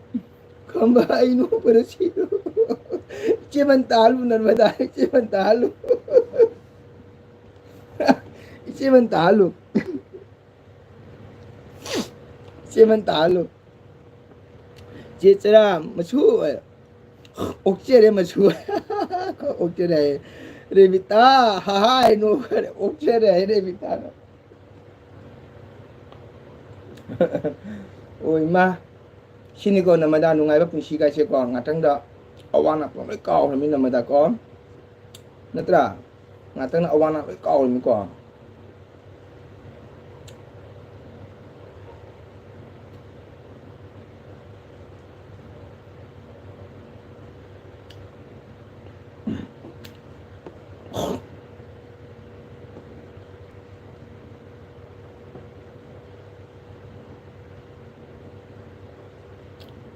ꯅꯔꯃꯗꯥ ꯅꯠꯇ꯭ꯔꯥ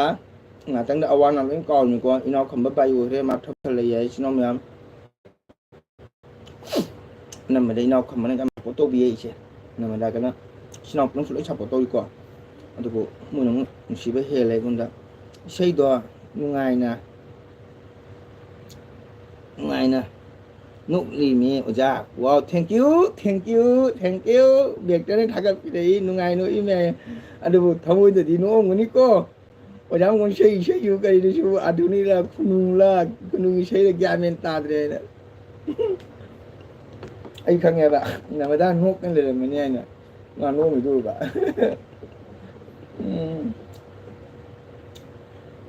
ꯑꯗꯨ ꯕꯦꯛꯇꯔ ꯀꯨꯀꯤꯡ ꯑꯩꯈꯣꯏ ꯅꯣꯡꯃ ꯂꯣꯏꯅ ꯄꯨꯟꯃꯤꯟꯅꯁꯤꯀꯣ ꯇꯥꯗꯣ ꯅꯣꯛꯃꯟꯗꯅ ꯃꯤꯠꯇꯒꯤ ꯄꯤ ꯇꯥꯔꯦꯀꯣ ꯑꯩ ꯈꯪꯉꯦꯕ ꯅꯪ ꯅꯣꯛꯑ ꯂꯩꯔꯝꯃꯅꯤ ꯑꯩ ꯈꯪꯉꯦꯕ ꯑꯩꯒꯤ ꯏꯁꯩꯗꯣ ꯇꯥꯕꯗ ꯁꯩꯇ ꯑꯩ ꯁꯛꯅꯤꯡꯗꯕꯩꯀꯣ ꯈꯝꯕꯒ ꯅꯪꯒ ꯌꯥꯎꯕꯒꯤ ꯁꯨꯝ ꯁꯛꯆꯜꯂꯤꯅꯦ ꯁꯤꯗꯕꯣ ꯃꯤꯅ ꯇꯥꯔꯦ ꯑꯩ ꯑꯉꯥꯎꯕ ꯍꯥꯏꯔꯅꯤ ꯅꯔꯃꯗꯥꯕꯣ ꯃꯤꯅ ꯇꯥꯔꯗꯤ ꯇꯥꯃꯣꯁꯤ ꯉꯥꯎꯔ ꯃꯥꯜꯂꯦ ꯍꯥꯏꯅ ꯈꯜꯂꯅꯤꯕꯣ ꯅꯔꯃꯗꯥ ꯆꯨꯝꯕ ꯏꯁꯩꯇꯕꯣ ꯑꯩ ꯁꯛꯑꯔꯣꯏ ꯃꯇꯨꯡꯗꯩ ꯅꯔꯃꯗꯥ ꯀꯣ ꯑꯩ ꯃꯇꯨꯡꯗꯩ ꯁꯨꯛꯁꯛ ꯁꯛꯑꯔꯣꯏ ꯅꯔꯃꯗꯥꯕꯣ ꯏꯀꯥꯏꯌꯦ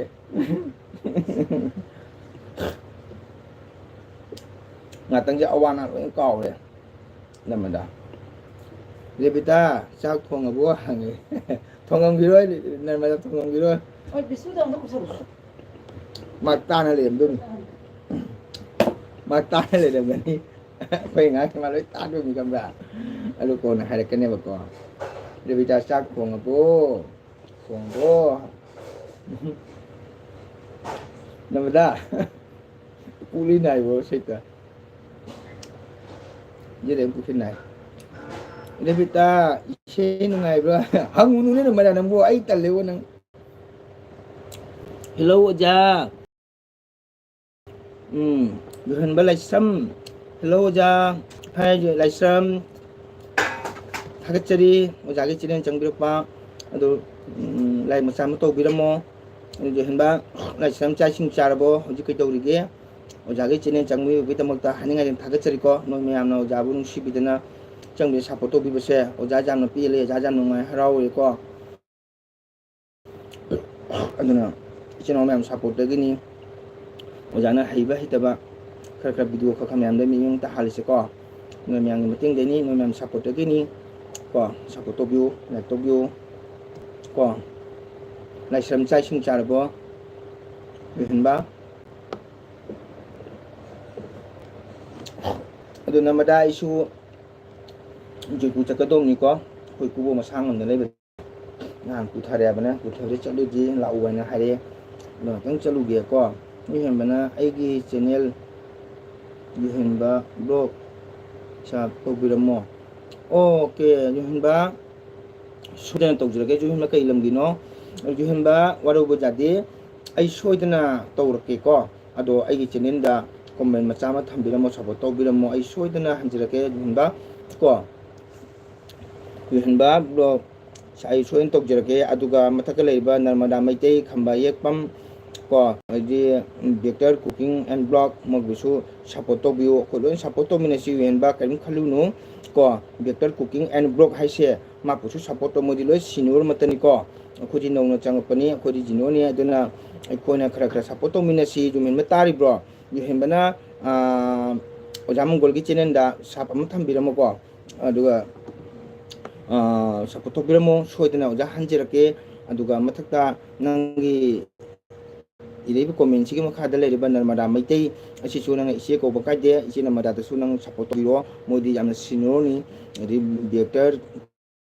cooking and blog maung da su support to biro ko support to minasi ta bro hinba taribo chadri oja o cha ayu chadri tai ko hinba haning aja sunu mina takro natro mina takro natro tadomgo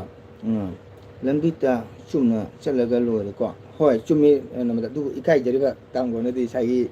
be sai do ujagi sai do aigi short video da thagalene oja ko oja oi tagolgon tago to o beta torokan ko थागलिने को जा ओ तोरकनु ओजागी सेदो आइगी short video दा थागलिने ओजा थागलिने को जा ओ बेक्टर ताउनु सीरे रेबिता लाओ है तौजरगे भाभी ओजा तौजरगे भाभी ओजा होय thank you tauye oja hoi tobio tauja gorabani oja thank you ye mathagachari agonda natana khogi debita akanogi narmada maite nanga kanek leita ta kanek gaminaro ko mak soidana be halakani maragadi vector cooking and blog maunisu support ro moi soidana halakani ko moi loina support to aigi channel chang paisnaw simjitine loina support bo matani ko ojagi तरफ तगी को मेरे खंबा एक पम नंग connect M दता गरी connect ले Munro को नमदा सु कनेक्ट लइरो अनंग कमेन्ट म थंबिरमो मोय सोइदना हलकनी असिमा थाजो को ओजादी ओजाना हाइ मिउ सिंची अमत सोइदो सपोर्ट बो मतनी वेनबा को तौज खरबनी ओजा थैंक यू थागचरी लाइसरबु थागचरी नमदा की कमेन्ट दा कमेन्ट का एंगोंदा जंगते मसु है ओजा कई खलुनो ओजा होय थंक्यू अस बेक्टर प्लीज तोनुगो बेक्टर मा कइनो नंग सारि नंग दु तोंग लेर बनंग बो चेनल मदागी अकाउंट थाबिरो ओ है चेनल मदा अकाउंट अबु लेरि सिनि ना माकि नर्मदा मैते से चंगोना जुम नंग मोबाइल दा येंग सुम नर्मदा मैते दा सर्च तो दुम थोलनी इवन बा इचे नर्मदागी अकाउंट थाबिरो ओ है के तरुनी से जय तरुनी थागचरी कई लमदगिनो अहमबा गी चेनल चंद्रप माली वेलकम थागचरी तरुनी बु अदो लाइक मचा म तौबिरमो अदुगा चेनल पाइरम तारगदी अखोय लोय सपोर्ट तौमिनसी हाइजनिंगी अदुगा अहमबा चंगप तारगदी आगी चेनल सिबु सपोर्ट तौबिउ सब तौबिउ को comment थंबिरमो taruni like macam to biram ko ke taruni se kari haidom no nupi ogada ni pa ogada hai ngode aina khajabti nupi male ko chinen pa biram taragri support to mine si yembala chana vector gi su tawro o hai vector gi su tawro o hai ta do mangol rebita ai bai orege ko matam pumda full support thank you namada welcome ado namada akhogi yuenba laisamna support to ga me support to mine siko namada okay namada rang hatang ta do mangombu thamoi manung jongan no on biramba ꯗꯃꯛꯇ ꯅꯔꯃꯗꯥꯕꯨ ꯊꯥꯒꯠꯆꯔꯤꯀꯣ ꯇꯥꯗꯣ ꯃꯪꯀꯣꯅ ꯃꯇꯝ ꯄꯨꯕꯗ ꯑꯩ ꯅꯔꯃꯗꯥꯁꯨ ꯍꯔꯥꯎ ꯀꯨꯝꯍꯩ ꯄꯥꯝꯕ ꯅꯨꯡꯉꯥꯏꯕ ꯂꯩꯕꯤꯀꯣ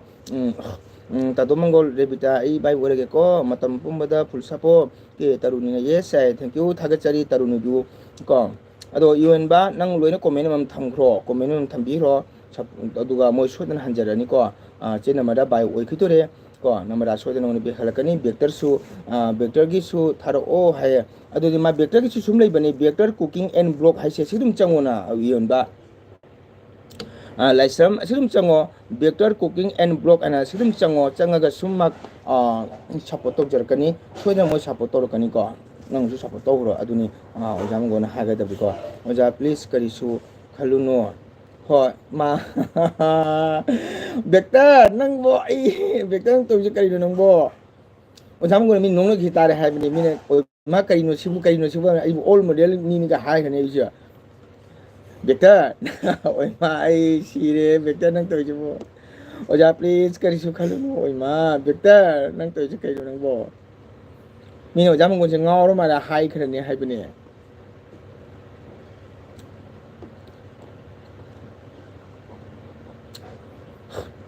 ꯃꯤ ꯀꯅꯥꯝꯇꯒꯤ comment ꯆꯪꯂꯛꯇꯦ ꯃꯁꯨ ꯀꯃꯥꯏꯅ ꯇꯧꯔꯤꯅꯣ ꯀꯩꯅꯣ ꯀꯣꯃꯦꯟ ꯆꯪꯂꯛꯇꯦ ꯀꯅꯥꯅ ꯍꯥꯏꯇꯣ ꯍꯣꯔꯦꯟꯀꯃꯣ ꯏꯃꯥ ꯔꯦꯕꯤꯇꯥ ꯆꯪꯉꯤꯁꯤ ꯅꯪ ꯃꯦꯁꯦꯖ ꯂꯥꯛꯏꯁꯤꯗꯤ ꯀꯀꯥꯗ ꯃꯤ ꯀꯅꯥꯝꯇꯒꯤ ꯀꯣꯃꯦꯟ ꯆꯪꯂꯛꯇꯦ ꯃꯁꯨ ꯍꯥꯏ ꯀꯅꯥꯅꯣ ꯍꯥꯏ ꯇꯧꯈ꯭ꯔꯦ ꯅꯪꯅ ꯀꯔꯤ ꯀꯩꯅ ꯈꯜꯂꯨꯔꯦ ꯆꯪꯉꯛꯏꯁꯤꯗꯤ ꯀꯀꯥꯗ ꯆꯪꯉꯛꯏꯁꯤꯗꯤꯅ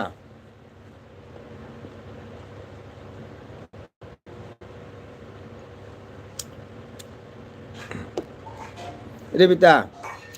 ꯃꯤ ꯀꯅꯥꯝꯇꯒꯤ ꯀꯣꯃꯦꯟ ꯆꯪꯂꯛꯇꯦ ꯃꯁꯨ ꯀꯔꯤ ꯋꯥꯅꯣ ꯍꯥꯏꯁꯤ ꯆꯪꯉꯤꯁꯤ ꯃꯌꯥꯝ ꯀꯣꯃꯦꯟ ꯂꯥꯛꯏꯁꯤꯗꯤ ꯅꯪ ꯀꯣꯃꯦꯟ ꯂꯥꯛꯏꯁꯤꯗꯤ ꯑꯣꯖꯥꯒꯤ ꯑꯣꯏꯗꯣꯏꯅꯤ ꯑꯣꯖꯥ ꯕꯦꯛꯇꯔ ꯀꯃꯥꯏꯅ ꯑꯣꯏꯗꯣꯏꯕ ꯑꯗꯨ ꯏꯁꯩꯗꯨꯕꯨ ꯃꯤꯡ ꯑꯣꯏ ꯌꯥꯕ꯭ꯔꯥ ꯅꯪꯕꯣ ꯑꯣꯏꯃ ꯕꯦꯛꯇꯔ ꯀꯔꯤꯅꯣ ꯅꯪ ꯇꯧꯔꯤꯁꯤꯕꯨ ꯑꯣꯏꯃ ꯑꯩꯁꯦ ꯃꯤꯅ ꯉꯥꯎꯔꯕ꯭ꯔꯥ ꯍꯥꯏꯔꯅꯤ ꯕꯦꯛꯇꯔ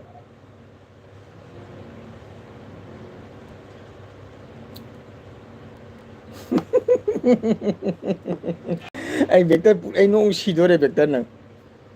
ꯑꯩ ꯅꯣꯡ ꯁꯤꯗꯣꯔꯦ ꯕꯦꯛꯇꯔ ꯕꯦꯛꯇꯔ ꯆꯥꯛ ꯊꯣꯡꯉꯕꯣ ꯔꯦꯕꯤꯇꯥ ꯅꯪ ꯀꯣꯃꯦꯟ ꯂꯥꯛꯏꯁꯤꯗꯤ ꯀꯀꯥꯗ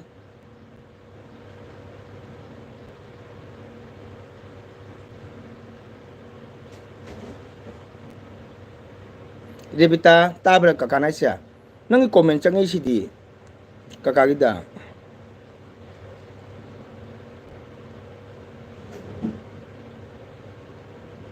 ꯔꯦꯕꯤꯇꯥ ꯇꯥꯕ꯭ꯔꯣ ꯀꯀꯥ ꯅꯥꯏꯁꯦ ꯅꯪ ꯀꯣꯃꯦꯟ ꯆꯪꯉꯤ ꯃꯌꯥꯝꯁꯤꯗꯤ ꯕꯦꯛꯇꯔ ꯆꯥꯛ ꯊꯣꯡꯉꯕꯣ ꯀꯥꯏꯅ ꯃꯣꯕꯥꯏꯜꯗꯨꯗꯤ ꯍꯣꯏ ꯅꯪ ꯑꯩ ꯊꯣꯛꯅ ꯇꯧꯒꯦꯔꯥ ꯅꯪ ꯃꯣꯕꯥꯏꯜꯗꯤ ꯕꯕꯥ ꯆꯥꯛ ꯄꯤꯔꯝꯒꯦ ꯑꯁꯤꯅ ꯑꯝꯇ ꯁꯦꯝꯃꯛꯑꯣ ꯑꯝꯇ ꯑꯩ ꯆꯅꯥꯒ ꯑꯝꯇ ꯅꯪ ꯉꯧꯔꯛꯀꯦ ꯄꯤꯗꯣꯔꯤꯗ ꯑꯩ ꯆꯥꯛ ꯑꯝꯇ ꯁꯦꯝꯃꯣ ꯑꯩ ꯑꯣꯖꯥꯒꯤ ꯃꯃꯤꯡ ꯑꯣꯏꯗꯣꯏꯅꯤ ꯑꯣꯖꯥ ꯃꯣꯕꯥꯏꯜ ꯄꯤꯔꯛꯑꯣ ꯍꯥꯏꯔꯣ ꯕꯦꯛꯇꯔ ꯅꯪ ꯆꯥꯛ ꯊꯣꯡꯉꯕꯣ ꯑꯣꯖꯥꯁꯨ ꯚꯤꯗꯤꯑꯣ ꯌꯦꯡꯂꯛꯎ ꯀꯣꯃꯦꯟꯁꯨ ꯄꯤꯔꯛꯎ ꯕꯦꯛꯇꯔ ꯑꯩ ꯅꯪ ꯇꯧꯔꯤꯁꯦ ꯀꯩꯅꯣ ꯁꯤꯕꯣ ꯕꯦꯛꯇꯔ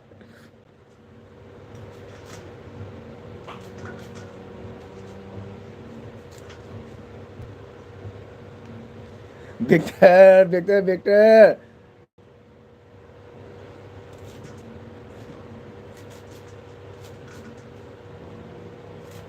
ꯅꯪ ꯏꯀꯥꯏꯊꯕꯤꯕ ꯀ꯭ꯔꯤꯁꯅꯅ ꯒꯣꯄꯥꯜ ꯁꯥꯏ ꯉꯝꯃꯔꯣꯏꯅꯦ ꯁꯤ ꯁꯥꯏꯗ ꯃꯌꯥ ꯇꯦꯛꯈꯤꯗꯅ ꯃꯌꯥ ꯍꯥꯞꯄ ꯇꯣꯛꯇ꯭ꯔꯦ ꯑꯣꯖꯥ ꯆꯥꯛ ꯋꯥꯠꯂꯤ 2:30ꯗ ꯎꯟꯃ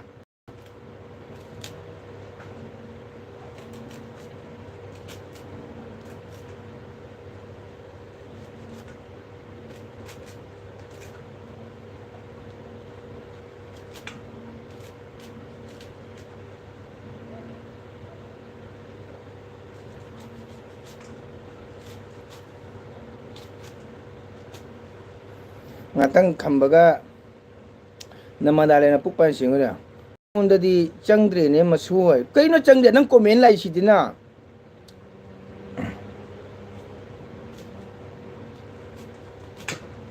nang kari kai namurage ne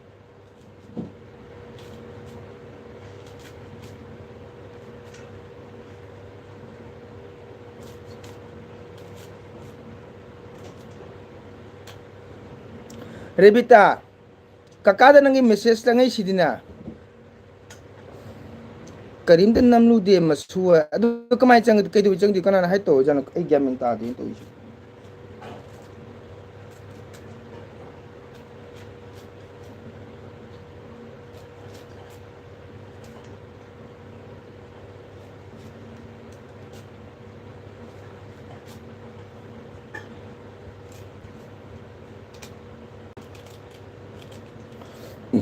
kamai de kakada nang comment lai sidi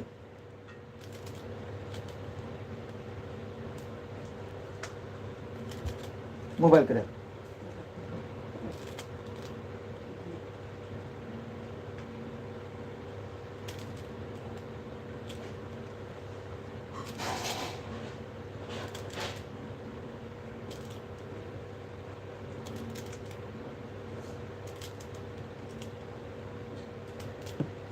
Rebita nangi comment loina uine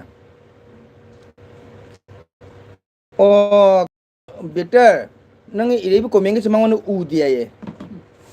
kumate hongji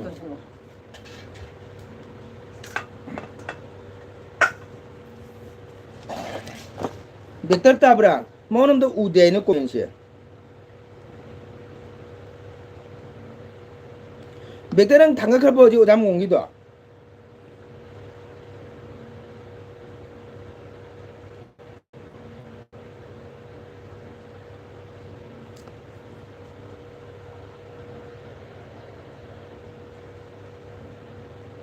ko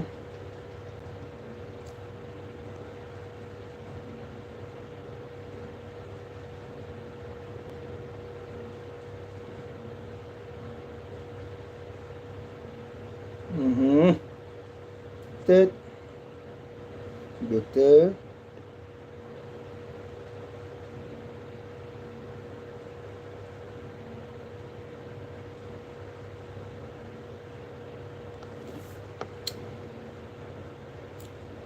wow better cái trang nhang chỉ rồi đấy chị tu diên thống của mà đấy 3 4 5 cái này better nang sing ok thong bro sibo spok oh my god 5 6 7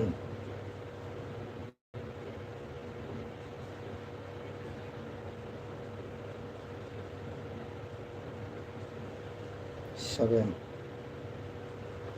Oja wali edi tawdre edit tawdre and 2 p.m. lagrani video 10 wow pani thongba better gi very fine 11 masu abok di ting tegi punsi nina kaisung kaite comment changlak tresu ai masu lb da laglaroi masu halage kamai to ino du ai gyan men ta dre ne vector rebita nai sima angono comment changlak traje trani thoi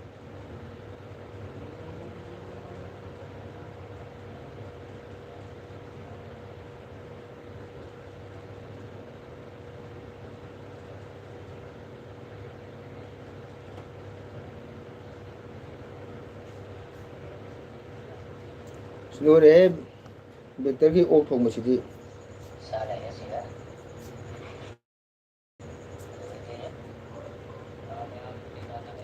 oja pani thongba video do jengo jengi ne adu ngai khoba rebita gi kamai to na mon comment to ude ai gone de mang comment no lai do nang comment ude ai ma nang comment thari se mang nam to ude kamai to ni sibo kana ga haito jano ai ko ko sare dam kamu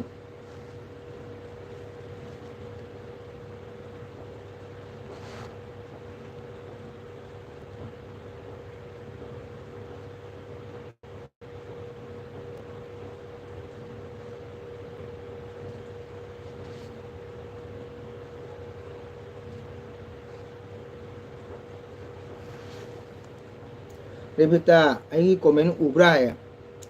Rebita tabra vector cooking and gi video blog video comment ubri jengo oh nang pani siti bo phajare yumna sembra nataga hotel dukan dei leibra nang pani se semira ko sanam kilo kham sindi Rebita ubra vector gi comment se kodo shaw le bo kamai to no sibo ko ka sa ni si kamai to ni si ma comment to ude sibo snang pani thong je haw rong ni usai ka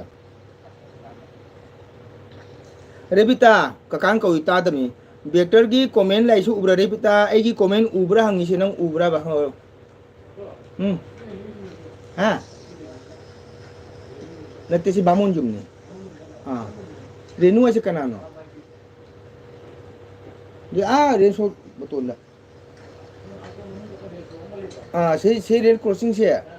cross lama lep telamim canggih doa do cumi ada crossing le mana ba crossing ni awang delai ban Rebita lagi komen ubrang ni cita bro Rebita nang bo ma hai begitu kumak ta sini kamai to ino do hangi komen para mga ngasi ta komen am ta ude kamai to ino ba ju gan mam ni ci bo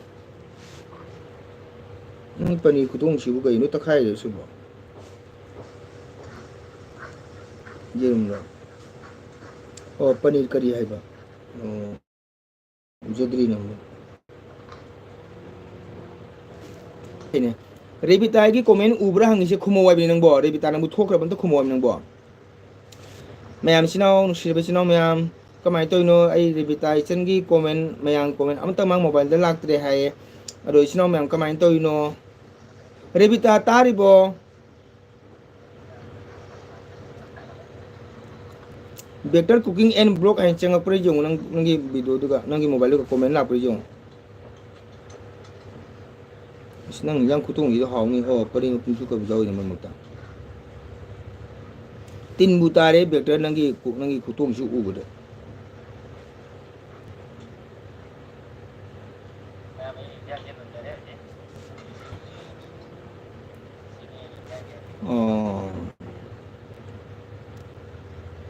wow haurom ni bo vector Rebita nang lai ri ba hai bane comment ate atopa mi la por ubre ngo ba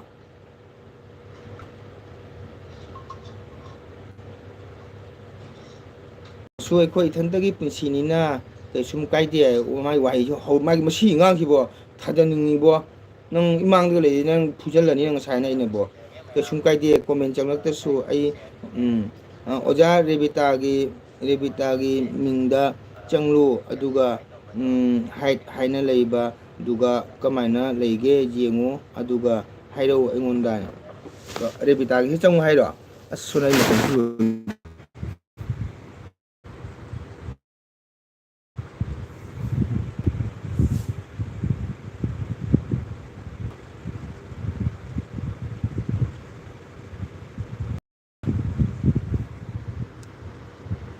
karimta leite ne vector mai se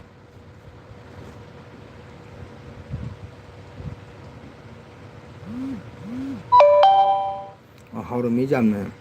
ude ne masu ude ai ne vector tabra ma ude ai ne comment to udre ne nago Rebita kakana ngang si tabra oja Rebita gi ꯃꯤꯡꯗ ꯆꯪꯂꯣ ꯑꯗꯨꯒ ꯍꯥꯏꯠ ꯍꯥꯏꯅ ꯂꯩꯕ ꯑꯗꯨꯒ ꯀꯃꯥꯏꯅ ꯂꯩꯒꯦ ꯌꯦꯡꯉꯨ ꯑꯗꯨꯒ ꯍꯥꯏꯔꯛꯑꯣ ꯁꯟꯗꯔꯥꯅꯤ ꯍꯥꯏ ꯁꯟꯗꯔꯥꯅꯤ ꯊꯦꯡꯛ ꯌꯨ ꯀꯩ ꯂꯝꯒꯤꯅꯣ ꯑꯩ ꯆꯦꯅꯦꯜ ꯆꯪꯕꯤꯕꯒꯤꯗꯃꯛꯇ ꯍꯥꯏꯅꯤꯡꯉꯥꯏ ꯊꯥꯒꯠꯆꯔꯤ ꯑꯗꯣ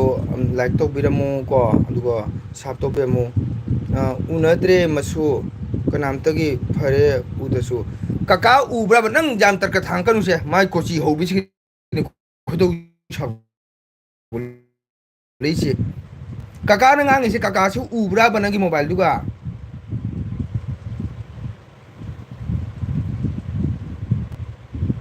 ꯁꯟꯗꯔꯥꯅꯤ ꯊꯦꯡꯛ ꯌꯨ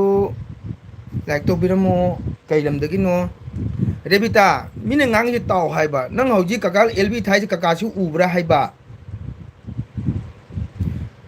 ꯃꯁꯨꯅ ꯏꯁꯩ ꯁꯛꯄꯗꯨꯒꯤ ꯃꯃꯥꯡꯗꯒꯤ ꯎꯗ꯭ꯔꯦ ꯃꯁꯨ ꯑꯣꯏꯅ ꯀꯃꯥꯏꯅ ꯇꯧꯔꯤꯅꯣ ꯑꯗꯨꯒ ꯅꯪ ꯕꯦꯛꯇꯔ ꯑꯝꯇꯪ ꯂꯥꯏꯟꯗ ꯂꯩꯀꯣ ꯑꯩ ꯔꯦꯕꯤꯇꯥꯁꯤ ꯑꯝꯇꯪ ꯌꯦꯡꯒꯦ pin message report remove channel activity address and moderation ꯂꯩꯔꯦ hate use on this channel ꯑꯁꯤꯔꯣ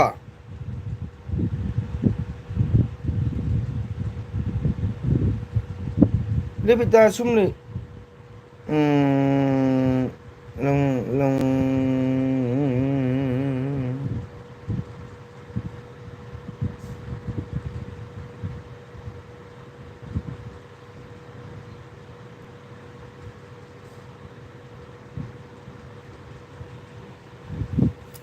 ꯋꯥꯎ ꯂꯥꯏꯇꯟꯖꯨꯝ ꯂꯥꯛꯑꯦ ꯀꯀꯥ ꯍꯥꯏ ꯊꯦꯡꯛ ꯌꯨ